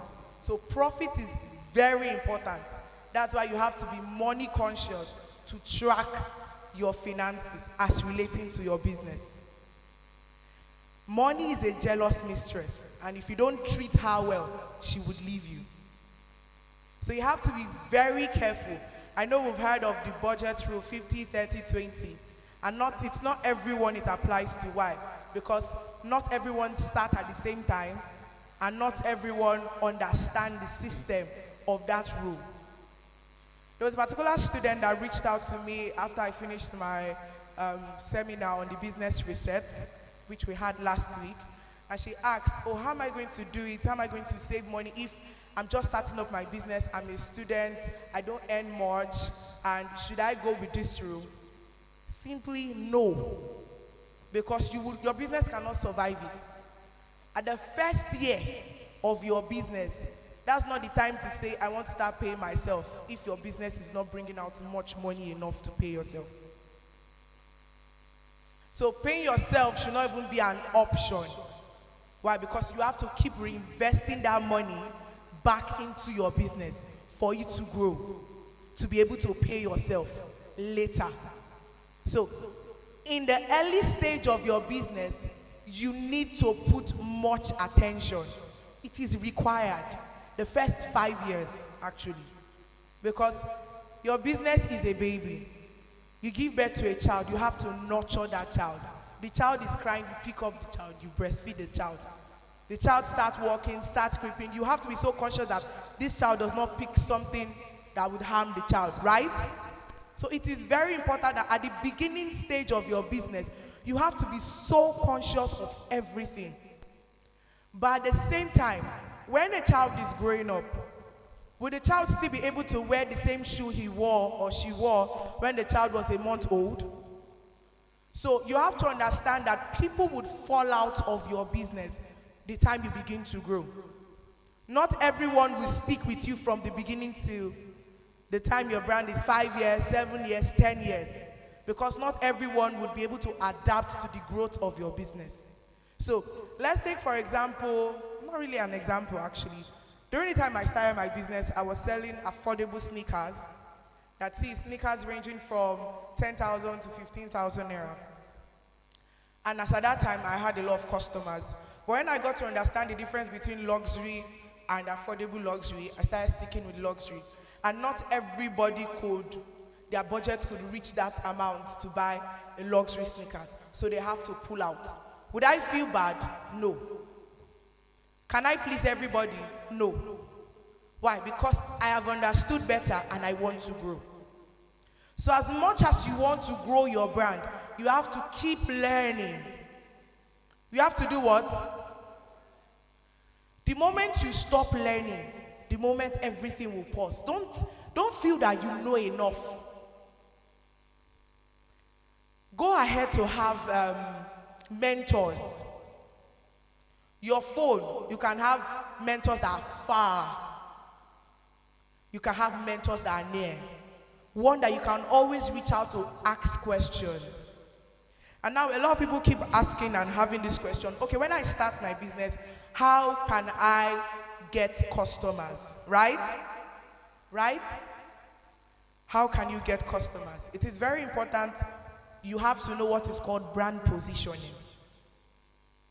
The moment you're able to position your brand the right way, you have to list out the type of customers you want. Oh, I want Odogu customers. I want the ones that have the kind of money to buy the kind of product that I sell. I need customers that can do this. I need customers that can pay sharp sharp. I need customers that will not stress me. Over time, I got to learn that customers that pay big money don't stress like customers that pay little. Business owners, true or false? They will stress you on top 5K profit. You'll be like, on top 5K, why? If this person know how far I have gone for this person, I should just even refund him because why? Why am I being stressed? I told you it's not available. You're telling me I need to send it. No, I will collect my money back after you've done the whole stress. This particular matter that came to me today, a lady was explaining that, oh, she just did a business registration for a client. She was even begging the client to drop all the details that she needs to register the business. Daily has been stressing her. And I know, how much are you getting from business name registration? It's not more than 10, 15K. That's small. But now the person is not threatening that I'm going to drag your business. That's what they like. If you want to drag me for the right thing so that I can blow on TikTok. But don't be like rainbow hairs. That's So it's very important that you are able to position your brand so that they see and perceive the things that you do. If you position yourself as a cheap brand, only cheap things will be attracted to you. If you reposition yourself as a big brand, big things will be attracted to you. So everything boils down to packaging. If you package yourself so well enough, present yourself, present your packaging. You see people on TikTok, they're selling just a particular lip gloss for 25,000. Have you not seen it? For how much? 70, right? Do you think people are not buying? In as much as people will bash them, the right people will enter the DM. See, the important people are going to enter the DM. Nobody's going to. Other people shouting, no. They can't even buy the lip gloss they're even using is that one of 500 naira they will buy from roadside. I'm telling you. But our audience will be attracted to her and they will be willing to pay the money even without saying, let's negotiate. Why? Because she has positioned her brand. So how you want people to perceive you is how you position your brand. When I started teaching importation, I started teaching people for 5,000, 10,000 naira because I was scared that maybe I'm not really good enough. So a lot of persons fall into that category of maybe I'm not really good enough to put my price. Now, this is a service-based brand. I render service by teaching. So your service-based brand does not necessarily need so much to start. You just need to have the knowledge and monetize it. So it is advisable to start a service-based brand if you need funds to push your product-based brand. Because the fact that no one is coming to save you is the fact that you might not get investors at the early stage. Not everybody wants to invest in a brand that is just starting up. Make your brand go crash, make I come, they shout for my money, I beg.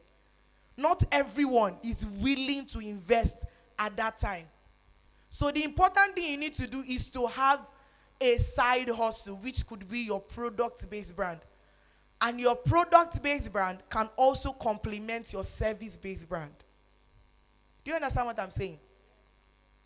So now I'm going to use my brand as an example. I sell fashion accessories, right? I sell fashion accessories. And I teach as relating to business and attract business minds. And business minds still at the end of the day come to buy my products. At the same time, I run pre-order and I still also offer service of shipping people's goods to their own doorstep. So I'm running a product-based brand by selling to end users and even wholesalers a product, and I still have a service of helping people source for goods from China, negotiating with suppliers and getting those items to them, and they pay me. So I offer a product-based service and also a service-based brand. I combine both together and I make money daily, weekly, monthly.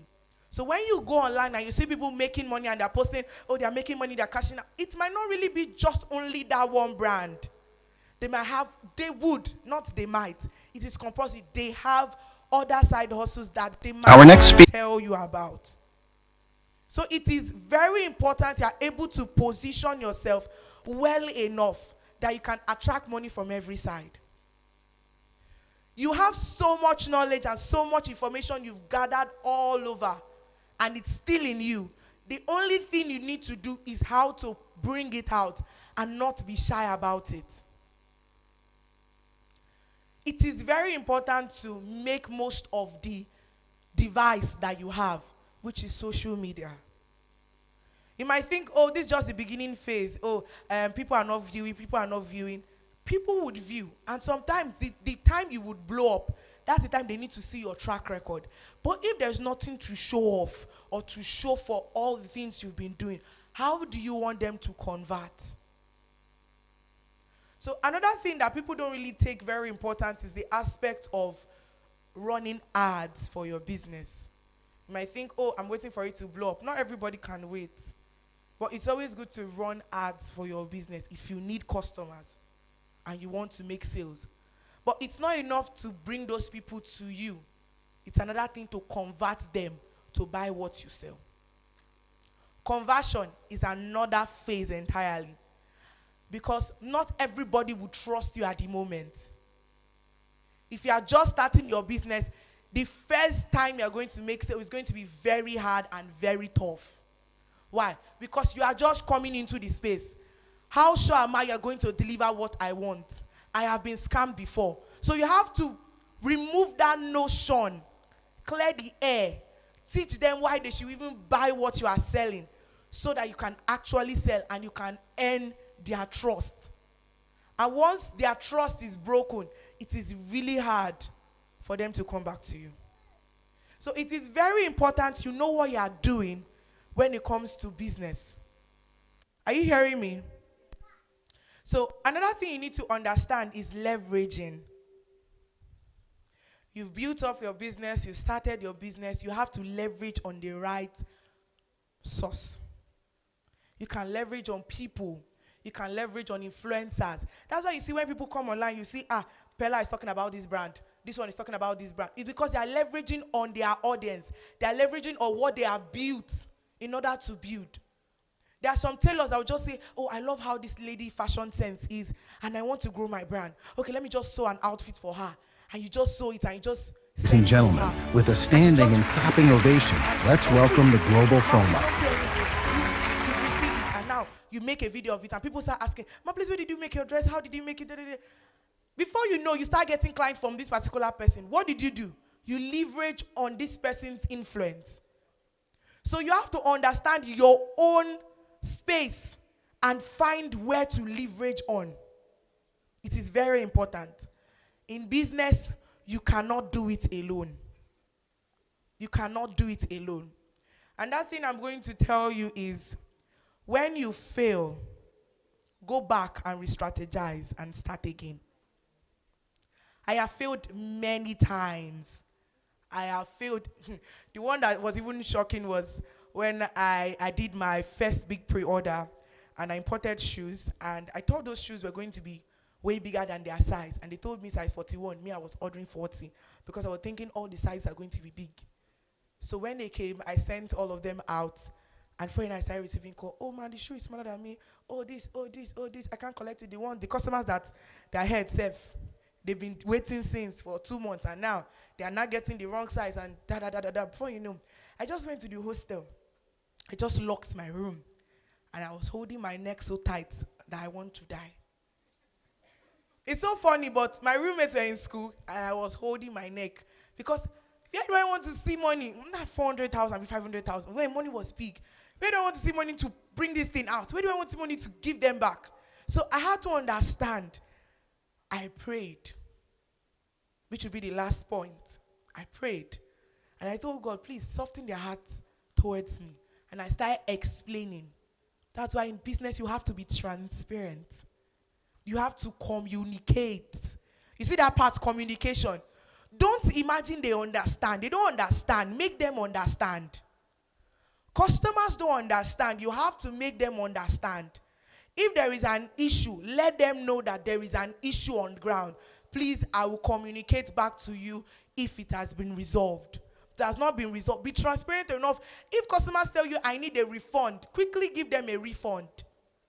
If there are customers that they've not asked for a refund, don't be the first to tell them, please, I want to refund you. That's wrong. Oh, please, I want to refund you. I don't want stress. No. You don't act like that. It is wrong. So it is very much important you understand that if you have issues relating to customers, try as much as possible to communicate with them and always respond to them. Let them know what's happening.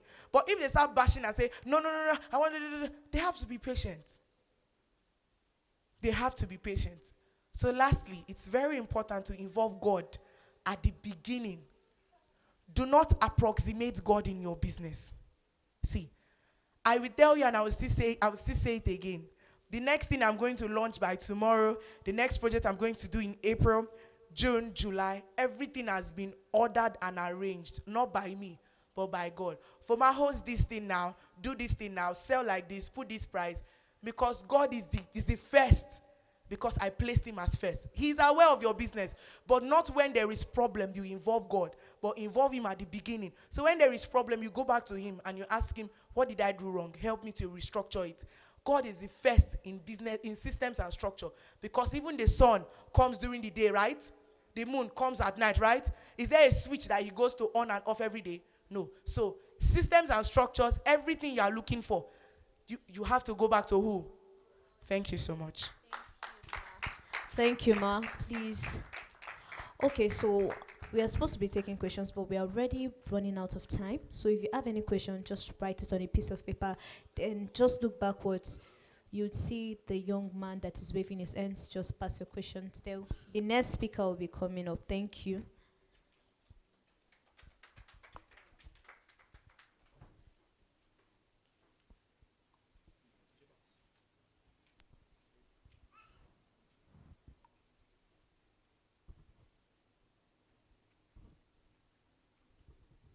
Our next speaker is a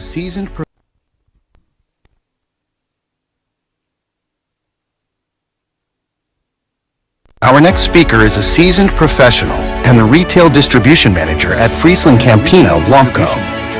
With extensive experience in sales and distribution, he leads a dynamic team responsible for the effective redistribution of Wampco products across key territories, ensuring efficiency, reach, and market impact.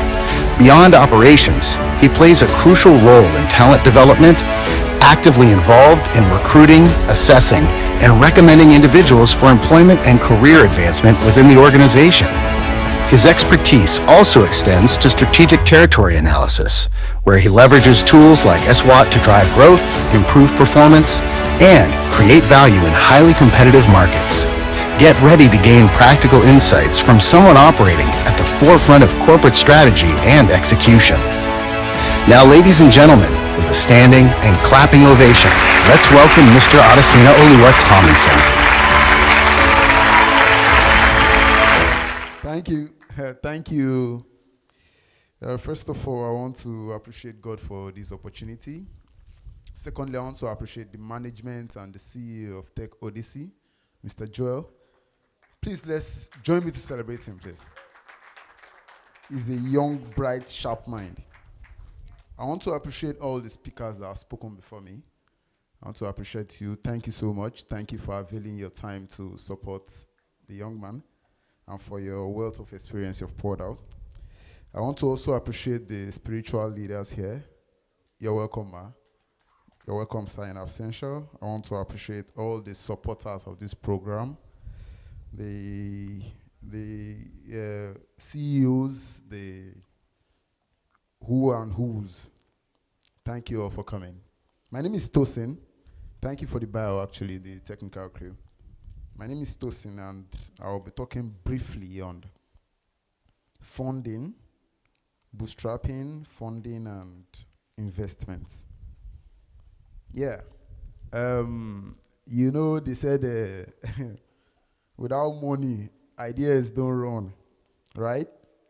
So we want to talk briefly on how to get fundings, how to raise some funds for capital formations and the likes. Now, first of all, let me start. See, it's been proven that for you to run anything at all, there must be little something in your hand, right? Every idea you have, if there is no capital, if there is no money to start it, at the end of the day, it's like it's falling on deaf grounds or you're failed.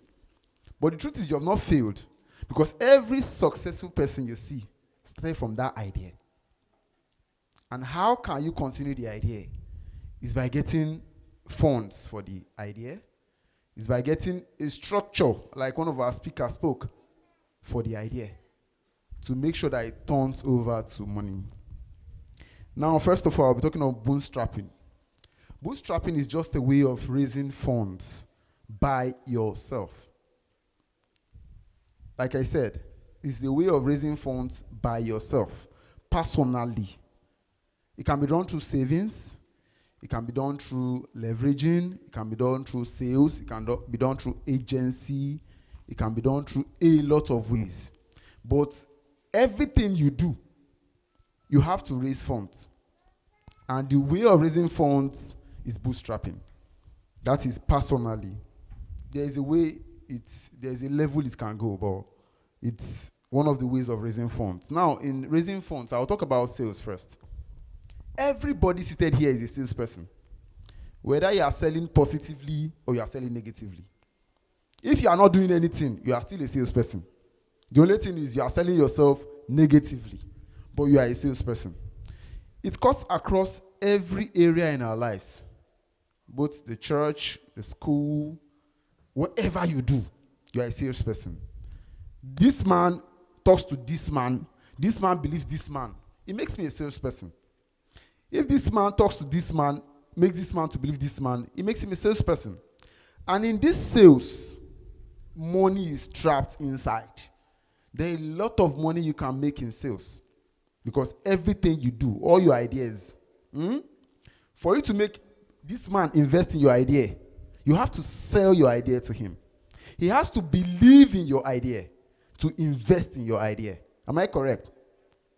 Whatever you do in life, you are selling. Now, let me talk on agency. Now, the truth is, when I finished my NYSC, you know, the day we were passing out, a lot of people were rejoicing. They were happy. But I was not happy. It was like I lost. Ask me why. I was beginning to think, where do I want to start from? How do I navigate from this place to the next place? Because it's often assumed, you know, our educational system has built our mentality like, as you finish, you get work. As you get work, you hammer. As you hammer, you buy house. As you buy house, you buy car. That's how our educational system has made us, what it has made us believe. But in the real life situation, it's contrary. You face a lot of, how would I put it, speed breakers. You face a lot of here and there's that will start making you start feeling, is it like this thing was a scam? It's not a scam. School is not a scam. But the truth is, what you are going to learn in school, especially or exactly, it's your intellect, to widen your intellect, to make you think outside the box. That's one of the things education gives you. And now, how can you make that? That comes to my story. I was now thinking, what do I do from here? A lot of ideas come. See, ideas were coming in. But my brother, as you step out, you look inside your pocket, 500 naira. You look to your bank account, 23 kobo.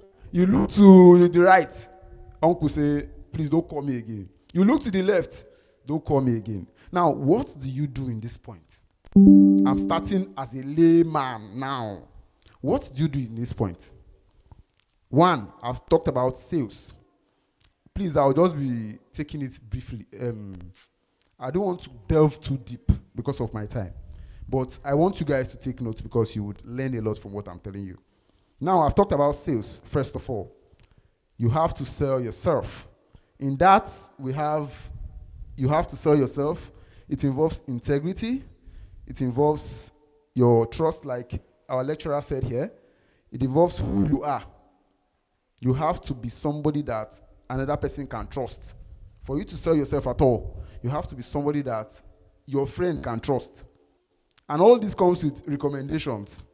Because if I don't trust this man, I cannot say, I get one guy where they do solar, because I know you might give this man money now and you will not see the money again.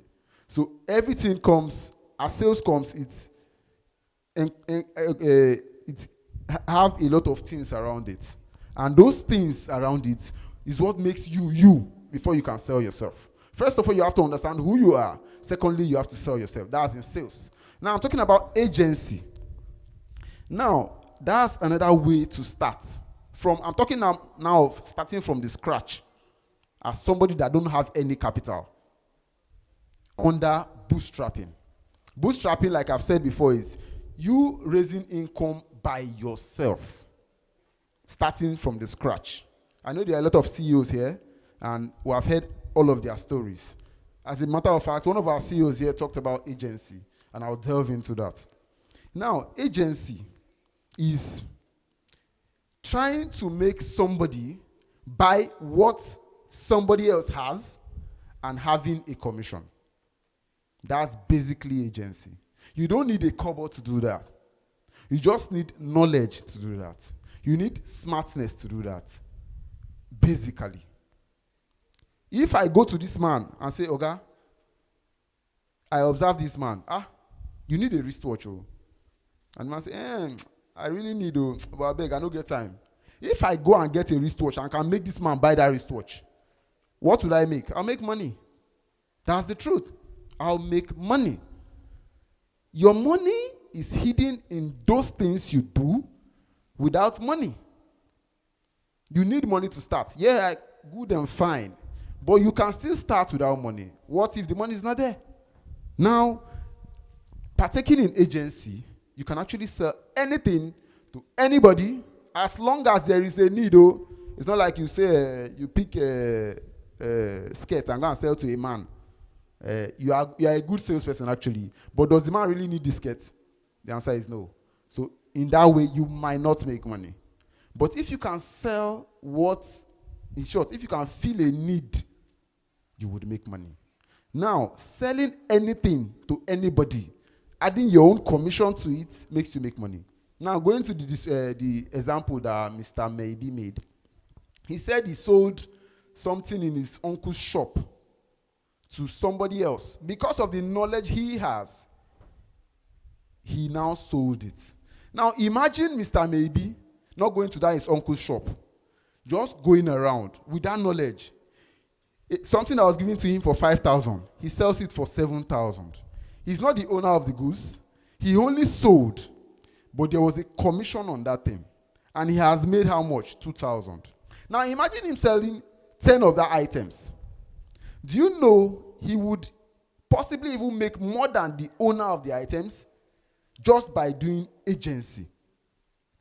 This job is prevalent, I think, in this area based on land. I think those guys are in the real estate should understand what I'm saying. It's prevalent in gadget sales. It's prevalent in a lot of things. But do you know there are some areas that you guys have not even checked that you can still use this to make a lot of money?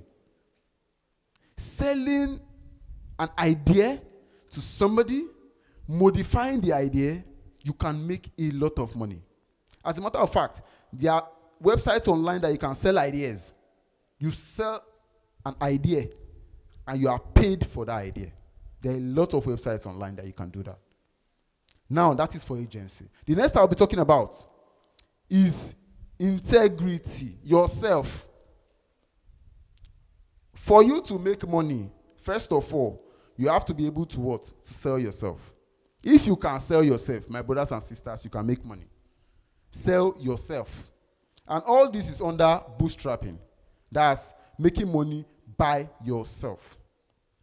Now, there are only three ways. I would put it, everything in making money falls under three categories. Everything in making money falls under three categories. Number one, the need for what you do. That thing you're doing, who is in need of it? If you have only one person that needs what you do, my brothers and sisters, you have not started yet. The more people that need what you do is the more money you make. That's why you see a lot of people doing marketing. Everybody wants to be in your face because they want more people to know what they do. As such, they can make more money. In sales, we call it mental awareness. Whenever you are entering people's face, whenever you wake up every day, you see me at your doorstep.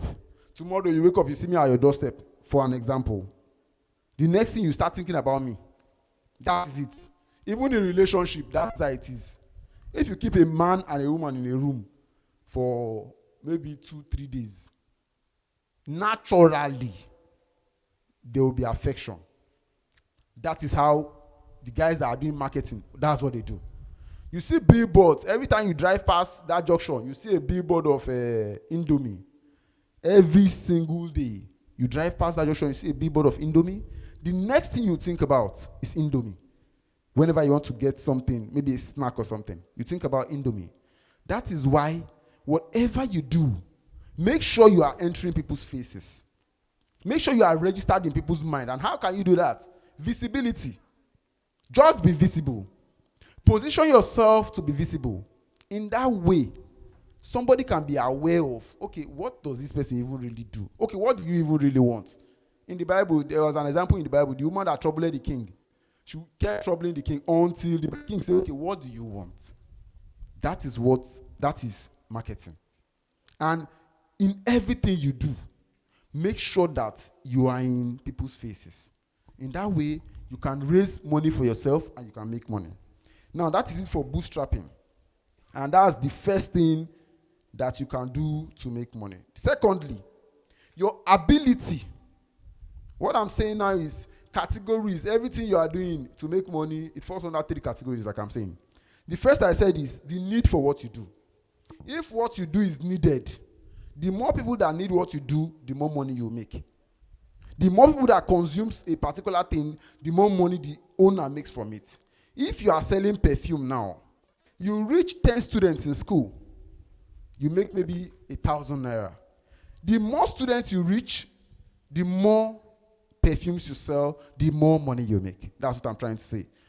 The need for what you do, the need for your person, that's one of the ways of making money. Secondly, your ability to do it well. Like our host was saying, he said somebody sells perfume and sells it with packaging. We call it maybe after sales service. If that person keeps selling with that, more people will ask, everybody they sell perfume, but you get one girl. If that girl sell perfume for you, the way you go take package jam, that is, you are creating more needs for what you do. And as such, your money is hidden inside of that. Everybody that needs what you do, and if you have the ability to do it well, then you make money. Thirdly, the difficulty in replacing you as a person in any space, and I target to one word, relevance. No matter who you are, anywhere, take it anywhere. If you are relevant and you cannot easily be replaced, there's nobody that is indispensable. That's basic. But if you cannot easily be replaced, you would make money. If you are doing something in your house and the day you are not at home, they say, oh, if this guy did here, that means you are relevant. Anywhere you are, that's one of the things I preach. Anywhere you are, be relevant. If I'm in my workplace, the day I'm not at work, they tell me, well, we missed you yesterday, how we should day? This and this and this and this and this will happen. That's relevance. I can now know, okay, that means I can actually switch this to money. That means you can actually demand for a higher remuneration or a higher price because of your relevance. That is the ability or the difficulty in replacing you makes you make more money. That is bootstrapping. Now, another way of making money for business persons is grants. Grants is just raising money that you are not going to pay back. Anytime you raise money you are not paying back, or somebody gives you money, I know basically we know what grants is. But I'll just be doing listing of some places that you can get grants in Nigeria and over the internet. Now, one of the places you can get grants is the Tony Elumelu Foundation. I know all of us knows Tony Elumelu, right? How many of us knows Tony Elumelu here? Okay. He has a foundation, and you can actually get grants from that foundation. He offers basically $5,000 and above. You can apply with your business plan. I've taken time to go through all that, but because of time, I'll just list the places you can get that. You can get grants from Tony Elumelu Foundation. You can get grants from Small and Medium Enterprises Association of Nigeria, SMEDAN. You can register your business, apply, and get grants from there. You can get grants from FGN, Federal Government of Nigeria Alert, Digital Skill Innovation. FGN Alert is spelled FGN, then ALAT, in capital letter, then Digital Skill Innovation. They provide grants for techpreneurs and the likes. Then you can get grant from National Startup Seed Fund. These are places that you can get grants from. Please, you can just take notes, and if you need any of them, maybe later you can reach out to me.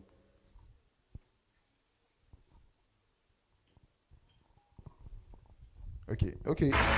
Like, my time is up. I think basically those are just the sites you can get grants from. I have more here, but because of time. And the rest is, this last is investments. I believe you guys all know what investments are. You can invest in bonds, you can invest in stocks, you can invest in people's businesses, you can invest in shares, you can invest in real estate. That's one of the very trending and best investments now. You can invest in startups. A lot of businesses you can invest in. But please, because of time, I would just round up. If you have any questions, you can reach out to me later. Thank you. Thank you, Mr. Tosin. All right. If you have any questions or you want to get the list of those sites for the grants, please do well to meet him after this program. Okay, we're rounding up now, but before, because we want to end our live stream now, before we end the live stream, I want to do a special shout out to all the sponsors that made this event possible. The first is Nice Tech and Automobile. As I'm calling them, please do well to applaud them. The second is WinTech and Streams. The third, we have Joyce Bookshelf. She's here. She's going to come up later on to just talk about her stuff. Joyce Bookshelf. We have Slash Music Worldwide. We have Easyterion Homes. Then we have Miebi Tech. We also have Eon Management and PRO.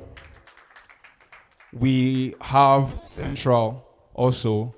That's the platform we use for our ticketing, right? So we'll be going straight to the pitching. It's a refreshment. Okay. Just one moment, please.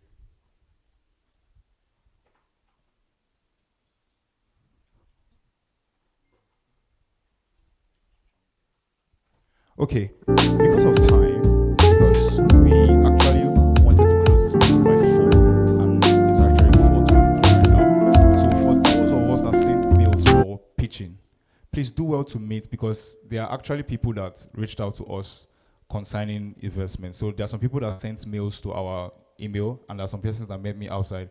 Please do well to meet. Either you meet me or you meet Hero outside. Nero, please just wave. So meet Nero or you meet me outside. I would love to call on our pastor's wife, Ma, to come. Okay, before she does that, Joyce, Joyce Bookshelf should just come up for like a minute or two, a minute to just talk about her. Hi everyone, since it's just a minute, I really don't know what I'm going to do with a minute. But I would just like to inform all of you that Joyce Bookshelf sell business books. Since we all came here to gather information, let's just say maybe writes a book now because I really, really love the way he spoke. I would want to read that book. I don't know if you would want to read it too, but me personally, I like reading books from people that I like or that I find interesting or they have money or they are doing their businesses very well. So that's one of the reasons I came to this place. I came to get information. I don't know about you, but since it's 1 minute, I just want you to know that we have books for businesses, we have books for self-development.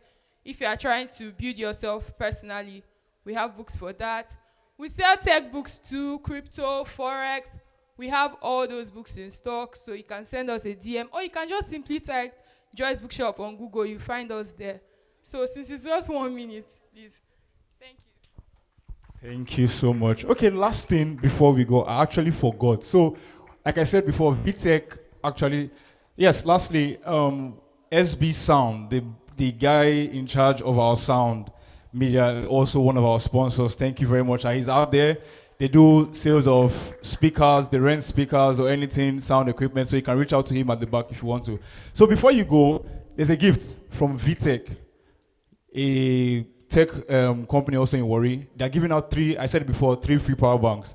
So like I said, a paper was passed around. So imagine, let me just say people that have gone, they've missed, but the 3 power banks are here. They're here, right? So I'm going to, I have some numbers here. So I believe there was a paper passed to everybody, Abi? Okay, no. Ha!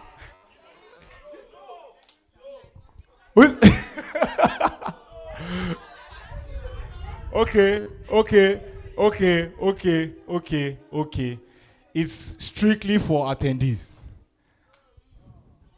Am I safe? God bless. God bless. Okay, so I'll be picking 3 numbers.